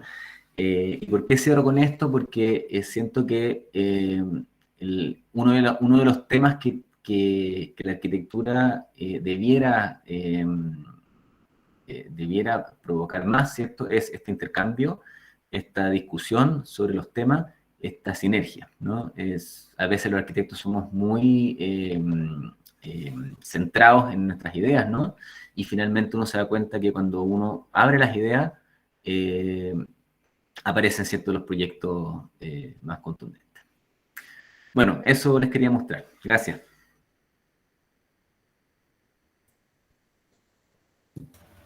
Bueno, gracias, Cristian. Aplausos. Aplausos virtuales. Sí. Aplausos virtuales no tenemos nosotros acá, creo, la posibilidad de hacer el aplauso, el icono del aplauso, pero seguro No, pero, están aplaudiendo por ahí. Bueno, buenísima la charla, muy completa. Sabíamos que ibas a hacer un recorrido, sabía que ibas a hacer un recorrido un poco por toda tu obra, pero haciendo foco, como en el principio, en la obra con la que estamos trabajando, pero de alguna manera este título se vio reflejado en tu charla, así que, bueno, agradecerte una vez más, pero quisiéramos primero abrir, sí, la posibilidad para quienes quieran hacer alguna pregunta, algún comentario, sobre todo los alumnos que puedan aprovechar esta oportunidad de hacer preguntas de todo tipo, y no tengan miedo desde lo más básico, lo que les parezca, aunque sea básico o aunque sea simple. Lo tenemos a Cristian acá a mano, así que hay que aprovecharlo, y bueno, también los docentes, si quieren hacer algún comentario o alguna pregunta, obviamente está la posibilidad. Levantan la mano o nos escriben por el chat. Yo no estoy teniendo la vista no tengo a mano el canal de YouTube, no sé cómo vamos ahí, pero a lo mejor también si hay alguna pregunta ahí, me la hacen llegar y la retransmitimos por aquí. Natalia, Ludmila ya levantó la mano, así que tenemos una alumna que quiere ya intervenir. Adelante, sí, Ludmila. Hola, buenos días a todos. Hola, Cristian, bienvenido. Hola, ¿qué tal? Le hago una preguntita. Usted, en el relato que estaba diciendo, en sus principios, decía que el cubo lo veía como figura única, ¿bien? Como que usted usa la base de todos sus proyectos como un cubo, ¿verdad? O sea, más que la base de todos los proyectos, es la simpleza que provoca la forma pura, en realidad. ¿Cómo? Ay, perdón, no te escuché. Sí, es la simpleza que provoca la forma pura. Bien. Forma pura. ¿A qué llega usted ese concepto? Sí, porque de eso, o sea, aparece el cubo como base, el círculo como base, el prisma, no sé, el triángulo, ¿cierto? Porque una figura es una figura indeformable el triángulo, por eso me llegó a la confusión de que usted dice que es una pieza única el cubo y no el triángulo, que es una única forma indeformable. Más que, por eso te digo, más que decir una pieza única, es una pieza pura, una pieza que tiene todas sus aristas iguales, es una pieza muy contundente, muy reconocible además, y que si tú vas sumando dos cubos, generas un rectángulo, si cortas un cubo en la mitad, generas un triángulo. Entonces, hay una forma de aproximación a la simpleza de la arquitectura, en el caso del cual yo lo veo, que mi arquitectura nace a partir de eso. Eso no significa que aparezca una diagonal, que aparezca un quiebre. Lo que yo he hecho tiene que ver con eso. ¿Ah? No es, a ver, te pongo un ejemplo. Mi arquitectura no es como la de Zaha Hadid. Es totalmente opuesta, por ejemplo. Pero tiene que ver un poco con eso, compartir desde esa esencia, de lo simple. No estoy tratando de decir que es único, sino que es un elemento tan esencial que tiene en sí una esencia muy pura, y que mi obra se ha ido, de alguna forma, he ido trabajando con eso. La verdad es que uno no se impone las cosas, ¿ya? Uno las va descubriendo. Eso es lo que me ha pasado a mí.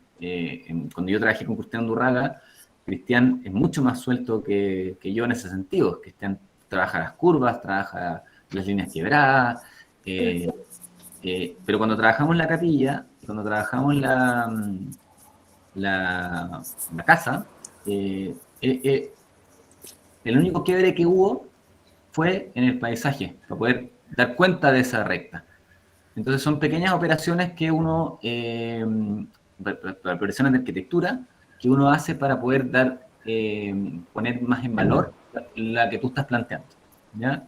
Pero para que te quede claro, no estoy diciendo que es una forma única, sino que estoy diciendo que es una forma que en sí es esencial, y que yo la he incorporado consciente e inconscientemente en los proyectos. Bien, perfecto, muchísimas gracias. Me queda esa incertidumbre nomás. Nada, gracias a ti.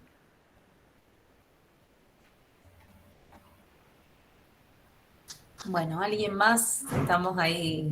Me ayudan si no los veo, si hay alguien que levanta la mano. Bueno, mientras otros alumnos se van animando, yo quería comentar que en realidad vimos en lo que vos contaste como un recorrido que hace mención a las estrategias con las que abordás tus proyectos. Y a mí me parecía que cuando vos mencionás el origen, siempre te remitís a la forma, a la geometría, como venís hablando con la alumna, pero que después, bueno, los materiales van condicionando en cuanto a sus características, en cuanto a los tamaños, etcétera. Después, otra variable que interviene es, digamos, el programa. Entonces me pareció fantástico cuando me decís, bueno, empiezan a intervenir las escalas según las demandas del programa. Entonces, tanto la escala del espacio como la escala de las ventanas y su posición. Y bueno, y después haces una mención con respecto a, por ejemplo, el tipo de material relacionado con el paisaje. Pero aquí va mi pregunta, porque digamos, no hubo muchas menciones a los condicionamientos del lugar en tu charla. Pero sí, por ejemplo, vos hablas de construcción del paisaje, o sea que la obra construye paisaje, y hablas de topografía operativa, que es como decir, la topografía que yo propongo es la que va a construir ese paisaje. Vos me podés decir que estoy equivocada, y a lo mejor es una interpretación personal, pero bueno, quería saber si compartís alguna de mis visiones sobre eso. Sí, cuando hablo de topografía, ¿cierto? Operativa, lo hablo específicamente cuando genero, ¿cierto? Ese proyecto de los vehículos urbanos, ¿cierto? Uh-huh. ¿Por qué? Porque ¿qué es lo que se genera ahí? Es en el momento de que uno toma un elemento y lo empieza a construir, a sumar, ¿cierto? A levantar, empieza a trabajar con una topografía, ¿cierto? Entonces, en ese proyecto uno construye el paisaje topográfico, finalmente. Exacto. Y respecto a lo del lugar, por supuesto que para mí cada obra tiene, o sea, cada lugar tiene una incidencia única en la obra, ¿cierto? Uno podría poner una casa en varias partes, pero va a tener que modificarla, por así decirlo, ¿no? Una casa en el norte de Chile versus en el sur de Chile puede funcionar, pero son totalmente distintas, ¿no? Y en ese sentido, uno de alguna forma va encontrando esos puntos de equilibrio entre los distintos temas, ¿ya? Por ejemplo, por un lado, el concepto, la idea que tú estás trabajando como arquitecto, ¿cierto? Como que, no sé, nosotros estamos trabajando el vacío, el lleno y el vacío, la aproximación del lleno y el vacío a través de la luz, ¿cierto? La conexión del vacío. Entonces, ese es un tema que uno cruza o que incorpora dentro del desarrollo de los proyectos, que es transversal a la obra, transversal a los proyectos, transversal a los lugares, ¿cierto? Pero por otra parte, aparecen, ¿cierto?, los otros elementos. Otras variables. Claro, las variables, ¿cierto? El paisaje, por un lado, ¿cierto? Paisaje en sentido no del paisaje natural, sino que puede ser paisaje urbano, puede ser un paisaje construido, puede ser, ¿cierto? Y el material como condición también de la obra. Entonces, las distintas obras, a mi juicio, se van construyendo a partir de esos elementos, pero siempre desde una idea que uno viene trabajando, ¿ya? Entonces, por ejemplo, yo podría decirte que en el edificio Hamlet, nosotros venimos trabajando con la idea del lleno y el vacío, y veníamos trabajando, ¿cierto?, con esta idea de la extensión del espacio, ¿eh? Y ahí lo aplicamos en esta sección del espacio público, a otra escala en realidad, que es conectar dos calles urbanas, ¿cierto?, que no estaban conectadas y generar este vacío público, ¿cierto?, como concepto. Ahora, ¿cómo es ese espacio? ¿Cómo es el diseño de ese espacio? Si es amplio, si es grande, si es vegetal, si es duro. Eso ya es el diseño y la propuesta del arquitecto, ¿cierto? A lo que a nosotros nos interesa mucho es tener claridad absoluta de lo que estamos haciendo, y después viene, ¿cierto?, el diseño, ¿no? Es como un encargo de taller. O sea, si yo encargo que construyan, ¿cierto?, un espacio de luz, distinto que yo diga construye una capilla, ¿cierto? El espacio de luz es un concepto y la capilla es un arquetipo, no sé, un elemento que puede tener miles de formas en el fondo, ¿no? Y ahí creo que hay un tema interesante en cómo uno puede ir de alguna forma revisando lo que está haciendo a partir de no caer en que uno tiene que diseñar un proyecto para cada lugar, sino más bien el proyecto va en torno a esta idea transversal. Cuando uno, por ejemplo, ve la arquitectura de Zumthor, tú puedes ver los temas de Valls, que tienen unas formas cúbicas muy vacías, o la capilla, que tiene unas formas muy distintas, del pabellón de Holanda, ¿cierto?, que nace a través de un sistema constructivo. Pero si uno ve o lee Zumthor, ve que detrás de todo eso hay un concepto sensorial, un concepto emocional, un concepto mucho más allá del material, de la forma. Él con el material, con la forma, va construyendo esa idea en el fondo. Emociones. Emociones, exactamente. Entonces, la idea acá es entender la arquitectura desde esa visión. Por supuesto que cada uno de los elementos uno los va incorporando, a veces mejor, a veces peor, ¿cierto? Pero uno va tratando de trabajar esos elementos para construir un poco lo que decías tú, en el fondo, esta idea, por ejemplo, que el taller, en los espacios amplios, yo trataba de generar estas grandes ventanas, estas verticales, ¿cierto? Que realmente esa ventana construyera un espacio que tenga que ver con esa vertical. Mientras que en el espacio pequeño, si yo construyo un espacio íntimo, un espacio doméstico, y le pongo un mega ventanal, se transforma en otro espacio, ¿ah? No estoy construyéndose, por más que tenga un techo, unos límites. Entonces, ahí yo creo que está la pregunta que uno tiene que hacerse constantemente en el desarrollo de los proyectos.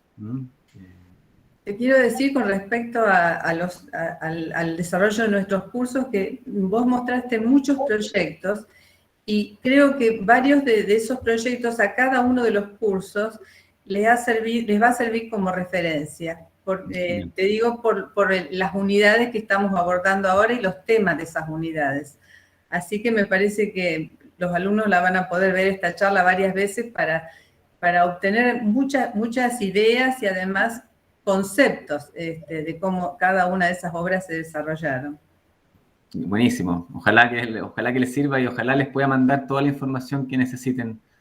Ahí está mi mail, Natalia tiene el mail, así que lo que necesiten, bueno, me mandan y yo les envío la información que necesiten. Yo debo decir que Cristian se interesó mucho y obviamente tuvimos una charla en la que o sea, él se interesó por cómo trabajamos en el taller, con lo cual estas obras que él mostró obviamente nos van a servir muchísimo a docentes y alumnos, no solamente a primer año por el enfoque, pero también Cristian se ha tomado el trabajo de pensar su charla con ojos, digamos, casi de docente del equipo. O sea, teniendo en cuenta este enfoque que nosotros le damos a nuestros trabajos, esta cuestión de ser del arquitecto malabarista que va, digamos, haciendo equilibrio con estas 4 variables en principio, que son las variables que nosotros predefinimos, que son forma y espacio, tecnología, relación con el sitio y, siempre me olvido, y programa, ¿no? Bien, entonces, esta cuestión de estar con esas 4 variables trabajando al mismo tiempo, pero en donde hay un momento del proceso en el que hay una de esas 4 pelotitas que está totalmente en el aire y hay otra que está en la mano. Entonces, un poco es eso que es lo que nosotros planteamos siempre en el taller, pero que todos los arquitectos también en su ejercicio profesional trabajan de esa manera. Bueno, nosotros tratamos de ser conscientes de esto y tratamos de ir también identificando cada una de esas secuencias en el que una variable a lo mejor toma protagonismo, pero es un proceso también. Y todo esto convive hasta que llegamos al final de esa obra, pero bueno, un poco lo charlábamos ya así previo al streaming, esto de que nos interesaba, nos gustó mucho el nombre de la charla porque un poco nosotros trabajamos de esa manera, o sea, volvemos constantemente al origen, a repreguntarnos cosas desde el principio para volver al concepto, pero a su vez también transitando y viviendo el proceso, que es muy, muy importante para nosotros. Sí, Sí, Carla. No, perdón, que justamente me pareció muy interesante para esta charla y para los alumnos, cómo fue conformado tu discurso, teniendo siempre presente el atesorar conocimientos y cómo la experiencia te va posibilitando las posibles respuestas posteriores. Lo que después va a venir, el problema que todavía no sabes cuál va a ser, pero que sin embargo tu camino te va tirando las puntas para resolver. Y no solamente la experiencia personal, sino me pareció muy importante cómo empezaste la charla, también, ¿no?, diciendo al alumno la importancia de los maestros, de quienes digamos, vinieron antes que nosotros, están en esto, y cómo eso también nos alimenta a nosotros como profes, como arquitectos y como docentes, y la fundamental importancia de eso. Yo veía tu edificio, creo que era el Hamlet, y no sé por qué se me vino a mí en la cabeza la Bauhaus de Dessau, de Gropius. Sí. No sé si, ¿no? Por la perspectiva, sí. Sí, sí. Incluso, la pureza quizás, sí, tienes razón. La pureza, el manejo del color, esas puertas coloradas, esos grises, bueno, no sé. Y eso es la arquitectura. Me parece que ese es un punto muy importante, ¿no? Reflexionar, leer, mirar, interpretar y reinterpretar y ejecutar. Sí, estoy súper de acuerdo. De hecho, creo que el arquitecto le falta leer más, mucho más. Claro. Yo me acuerdo que nosotros leíamos mucho. Alejandro Aravena nos hacía leer más que proyectar. Porque finalmente de ahí uno sacaba los conceptos, las ideas, y después uno revesteaba un poco, veía unas cosas, trataba de estudiar los proyectos más que copiarlos. Hoy en día con la tecnología está toda a la vista, toda a la mano, y no sé, uno va donde un propietario y ya tiene un listado en Pinterest lleno de imágenes de lo que quiere, entonces uno ni siquiera se ha puesto a conversar cuando él ya tiene preconcebido su casa. Y los alumnos yo creo que también están en esa disyuntiva, o sea, con el Instagram, por ejemplo, cuando la otra vez discutíamos con un amigo que tenía, no sé, 5.000 likes, por ejemplo, en un proyecto que había subido. No sé. Y él decía, ya, pero ¿cuál es qué importa eso? ¿Qué es lo que aportan los likes en tu proyecto? Porque claro, yo después veo que el compañero de él subió el mismo proyecto en su Instagram y tenía, hace 4 likes. Entonces yo le decía, mira, los likes no sirven para nada en realidad. Los likes son como una especie de forma de sentir, de subirte el ego, ya, sí, está bien. Pero lo importante es la esencia del proyecto y cómo uno puede, de alguna forma,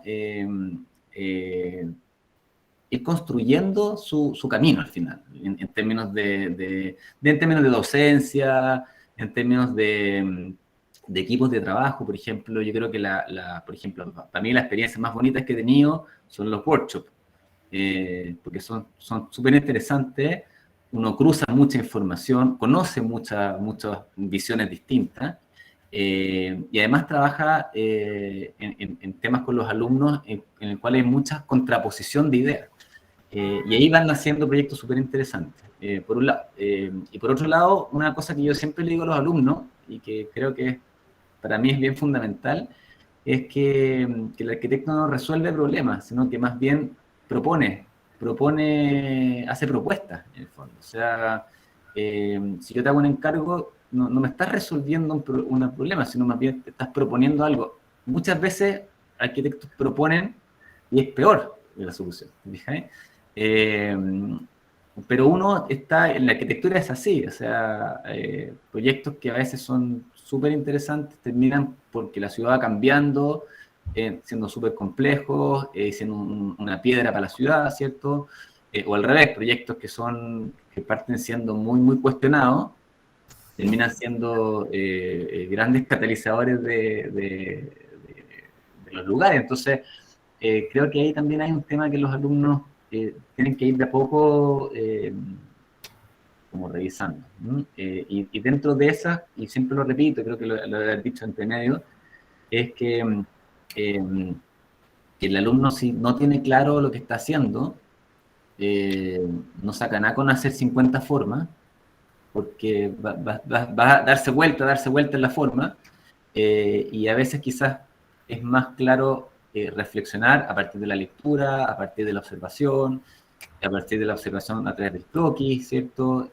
A través de, como la escala de los maestros, ¿cierto? De rescatar no de los maestros la forma, sino más bien qué es lo que quiere hacer, lo que hablábamos con Nora de Sumter, ¿cierto? De esa emoción, ¿no? ¿Cómo rescata en Sumter la emoción? Yo te comento, yo cuando fui a Valls, la verdad es que te provoca algo de otro mundo, que es muy, muy, muy distinto a lo de las fotos incluso. Y eso que las fotos te generan una atracción, una emoción ya de por sí, pero la verdad es que es una experiencia que te hace decir, oye, mira, en realidad, o Ronchamp, por ejemplo. Ronchamp también es una de las cosas que te provoca una experiencia tan distinta, y así uno podría seguir sumando, y pues, bueno, caminar por Buenos Aires, por ejemplo, también te provoca una sensación muy, muy rara, ¿no? Y uno va encontrando esas cosas y las va incorporando a su forma de reflexionar para poder después proyectar. Sí, Cristian, rescato incluso lo que vos hablás de este trabajo interdisciplinario, este trabajo en equipo que marcas permanentemente, ¿no? Me llamó la atención que entre tus maestros está escultor, digamos, gente con la que vos trabajás.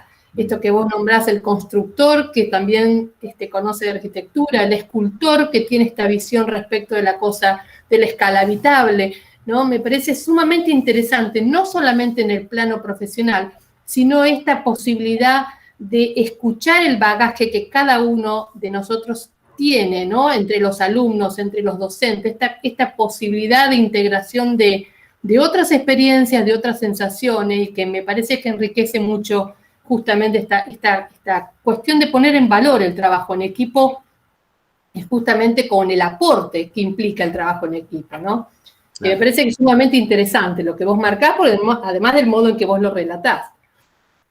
Sí, y para mí ha sido fundamental el trabajar a la par, y más que trabajar, ser amigo del Bueno, escultor, ser amigo del constructor y sí, sí, juntarse a sí. tomar una cerveza y hablar de arquitectura y él hablar de construcción o hablar de escultura y meterse también en otros círculos, porque la verdad es que siempre enriquece y ellos también, ¿ah? Ellos se sienten súper Sin duda. enriquecidos al momento de hacer las obras, porque tienen una visión mucho más clara respecto a las cosas. Yo, por ejemplo, la primera vez cuando fui a hacer la primera obra en hormigón, era súper joven, entonces llegué, no, si esto es en hormigón visto, y aquí están los moldajes, y acá está, entonces claro, mirando por supuesto a Tadao Ando, que en esa época era como el referente máximo de la arquitectura de hormigón, y yo, no, si acá está el referente, esto. Entonces el constructor me dice, pues, ¿cómo lo hacemos? Me dice. Sí. Puta, no sé, usted Claro, es constructor y dice, no, pues yo construyo lo que tú diseñas. claro. Me lo dijo un poco en broma, porque él era experto en hormigón. Y él me enseñó a hacerlo. Él me enseñó que el hormigón tenía unas placas, unos los tensores eran para esto, los separadores, o sea, una serie de cosas que uno jamás, ¿cómo te queda bien un hormigón visto? Entonces me dice, chuta, no tengo idea, decía yo. Bueno, tenés que hacer esto, sellarlo acá. Bueno, y eso finalmente te va dando experiencia para después cuando uno construye un hormigón o proyecta un hormigón, ya estás proyectando con todas esas cosas. Entonces ya sabes qué es lo que te va a pasar, qué no, cómo vas a entrar acá, cuáles son las dimensiones que tiene. Y lo mismo con la madera. La madera también es un tema en Chile, al menos, que es un país que tiene también bastante maderero en el sur, ¿cierto?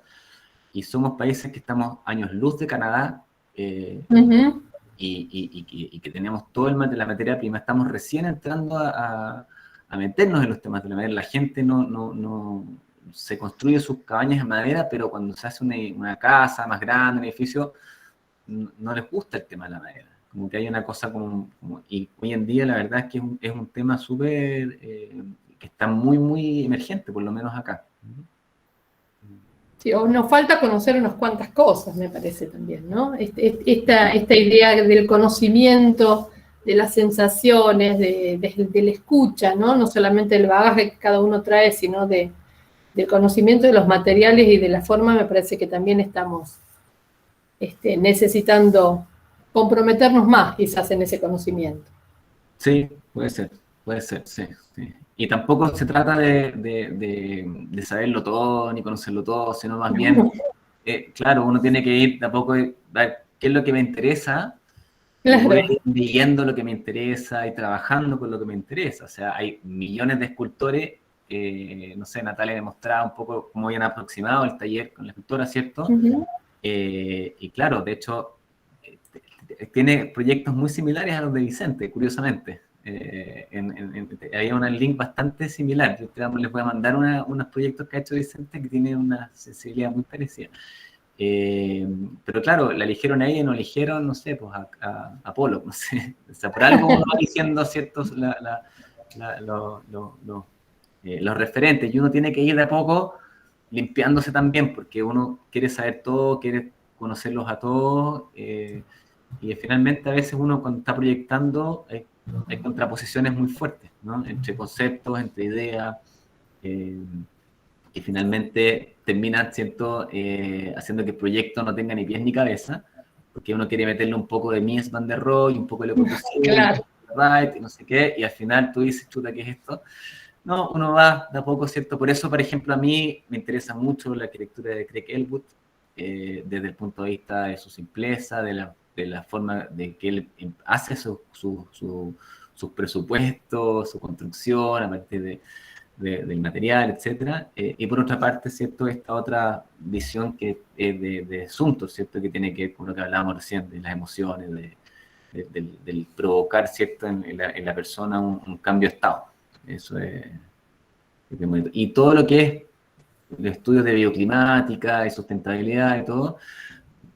Yo tenía un profesor que me hizo clases en España, que todos los profesores llegaban, ¿cierto? Nos hacían unas clases muy interesantes, pero todos llenos de flechas y cosas y soles y todo. Y él llegó un día y nos muestra su obra, que era una maravilla de obra, y no nos puso ni una flecha, ni un sol, ni un ángulo, nada. Y nos dijo, no, mira, es todo bioclimático.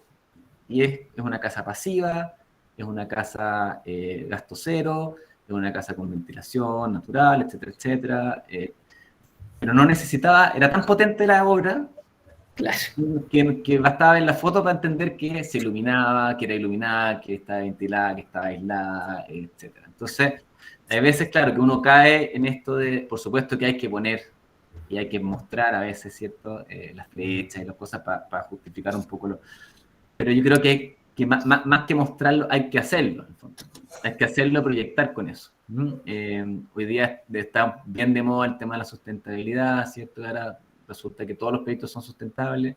Oh, no.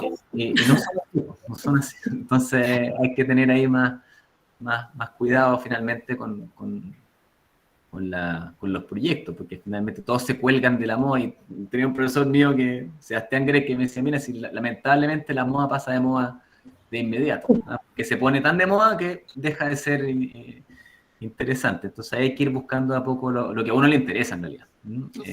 La sensibilidad del sentido común. La sensibilidad del sentido común. Bueno, esa es una bonita frase para una conferencia. Sensibilidad del sentido común. O para un taller. Sí. ¿Cierto? Bueno, yo para no abusar de los tiempos, bueno, tanto de Cristian como por lo menos de la gente también que está en YouTube, si no hay o alguien quiere hacer algún comentario, obviamente está abierta la posibilidad, pero iríamos ya cerrando por lo menos el streaming, después nos quedaremos unos minutos nada más, Cristian, lo prometemos para cerrar entre nosotros, pero si es así, si me dan el ok, yo sí quiero agradecer antes de cerrar el streaming con el canal de YouTube de FAPID, quiero hacer un agradecimiento especial primero obviamente a Natalia, que fue nuestra operadora, que sin su colaboración nosotros no estaríamos acá. Sí, totalmente. Estuvo manejando toda la cuestión tecnológica, y también un agradecimiento enorme a Gastón Sigol, que está oculto por aquí, pero bueno, que está presente y que nos ha dado una mano enorme y ha tenido una paciencia, sobre todo conmigo, por las preguntas que les he hecho con respecto a esta cuestión del streaming. Pero bueno, que todo creo que ha funcionado bien. Así que Gastón Sigol, del Centro de Documentación Visual de la Facultad, un agradecimiento enorme. Y obviamente, bueno, hago lo propio, pero Nora, después dirás lo tuyo. Un gran agradecimiento, obviamente, a Cristian. No me canso de agradecerte, primero por tu predisposición instantánea, tu interés en participar, en sumarte a esta charla, en adaptarla, en repensarla, pensando también en lo que nosotros teníamos ganas de charlar y queríamos aprovechar de vos. Así que bueno, nos lo diste servido, digamos, en bandeja. Así que lo agradecemos y también por tu gran generosidad y vuelvo a decir por la predisposición de estar en contacto casi permanente ante los requerimientos míos, que soy bastante intensa. Y bueno, así que un gran agradecimiento, Cristian, y estamos en contacto, iniciamos un contacto de trabajo que creemos que se va a prolongar. Así que bueno, muchísimas gracias, Cristian. Nada, gracias a ustedes por la invitación y por todo en realidad. Ha sido muy, muy entretenido, interesante y bueno, mantenerle, por supuesto, el vínculo y que sea un inicio también de relación entre universidades, ¿cierto? Entre arquitectos, ¿no? Y nada, pues veo ahí puras cosas buenas, así que muchas gracias a usted. Nora, estás silenciada. Sí, gracias Cristian por tu aporte y tu predisposición. Gracias a los operadores por la colaboración y gracias a los docentes y a los alumnos por el acompañamiento. Buenos días a todos. Gracias a todos. Ahí les confirmo.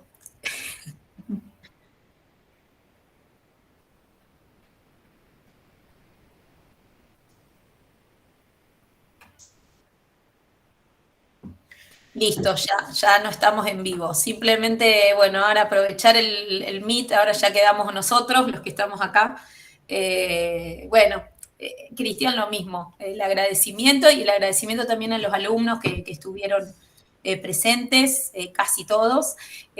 Así que, bueno, ahora somos menos, pero sí, agradecerles a todos. No sé si alguien quiere decir algo más. Perdón, se está grabando, no sé si es intencional o... Sí, se estaba grabando. Perfecto. Sí, incluso me acaban de decir que a lo mejor van a usar la grabación nuestra, porque alguna partecita si se cortó, bueno, van a aprovechar Genial. y pasar el Meet. Así que bueno, por mi parte, nada más, no sé si alguien quiere decir algo. Después, obviamente, seguimos en contacto con Cristian si tenemos necesidad de algún material.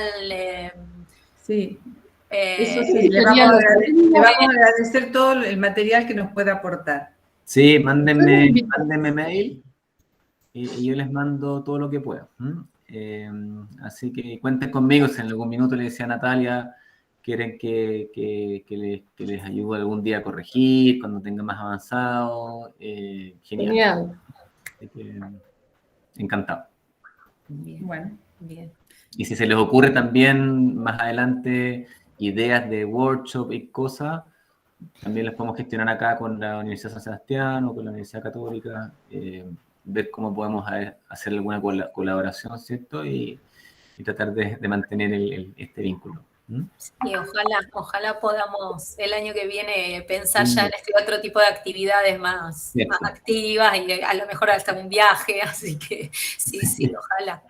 De todas maneras. Así que bueno. Yo quisiera animar a los alumnos a ver si en una de esas se animan a hacer alguna pregunta. Vi que algunos de mis alumnos agradecieron, a lo mejor se necesitan o quieren preguntar algo. Anímense. Y si quieren preguntar también de lo que están trabajando, de su taller, de su propuesta. No, fue buena la idea de a lo mejor hacer en algún momento, cuando hagamos una corrección general, invitarte a opinar sobre algunos trabajos.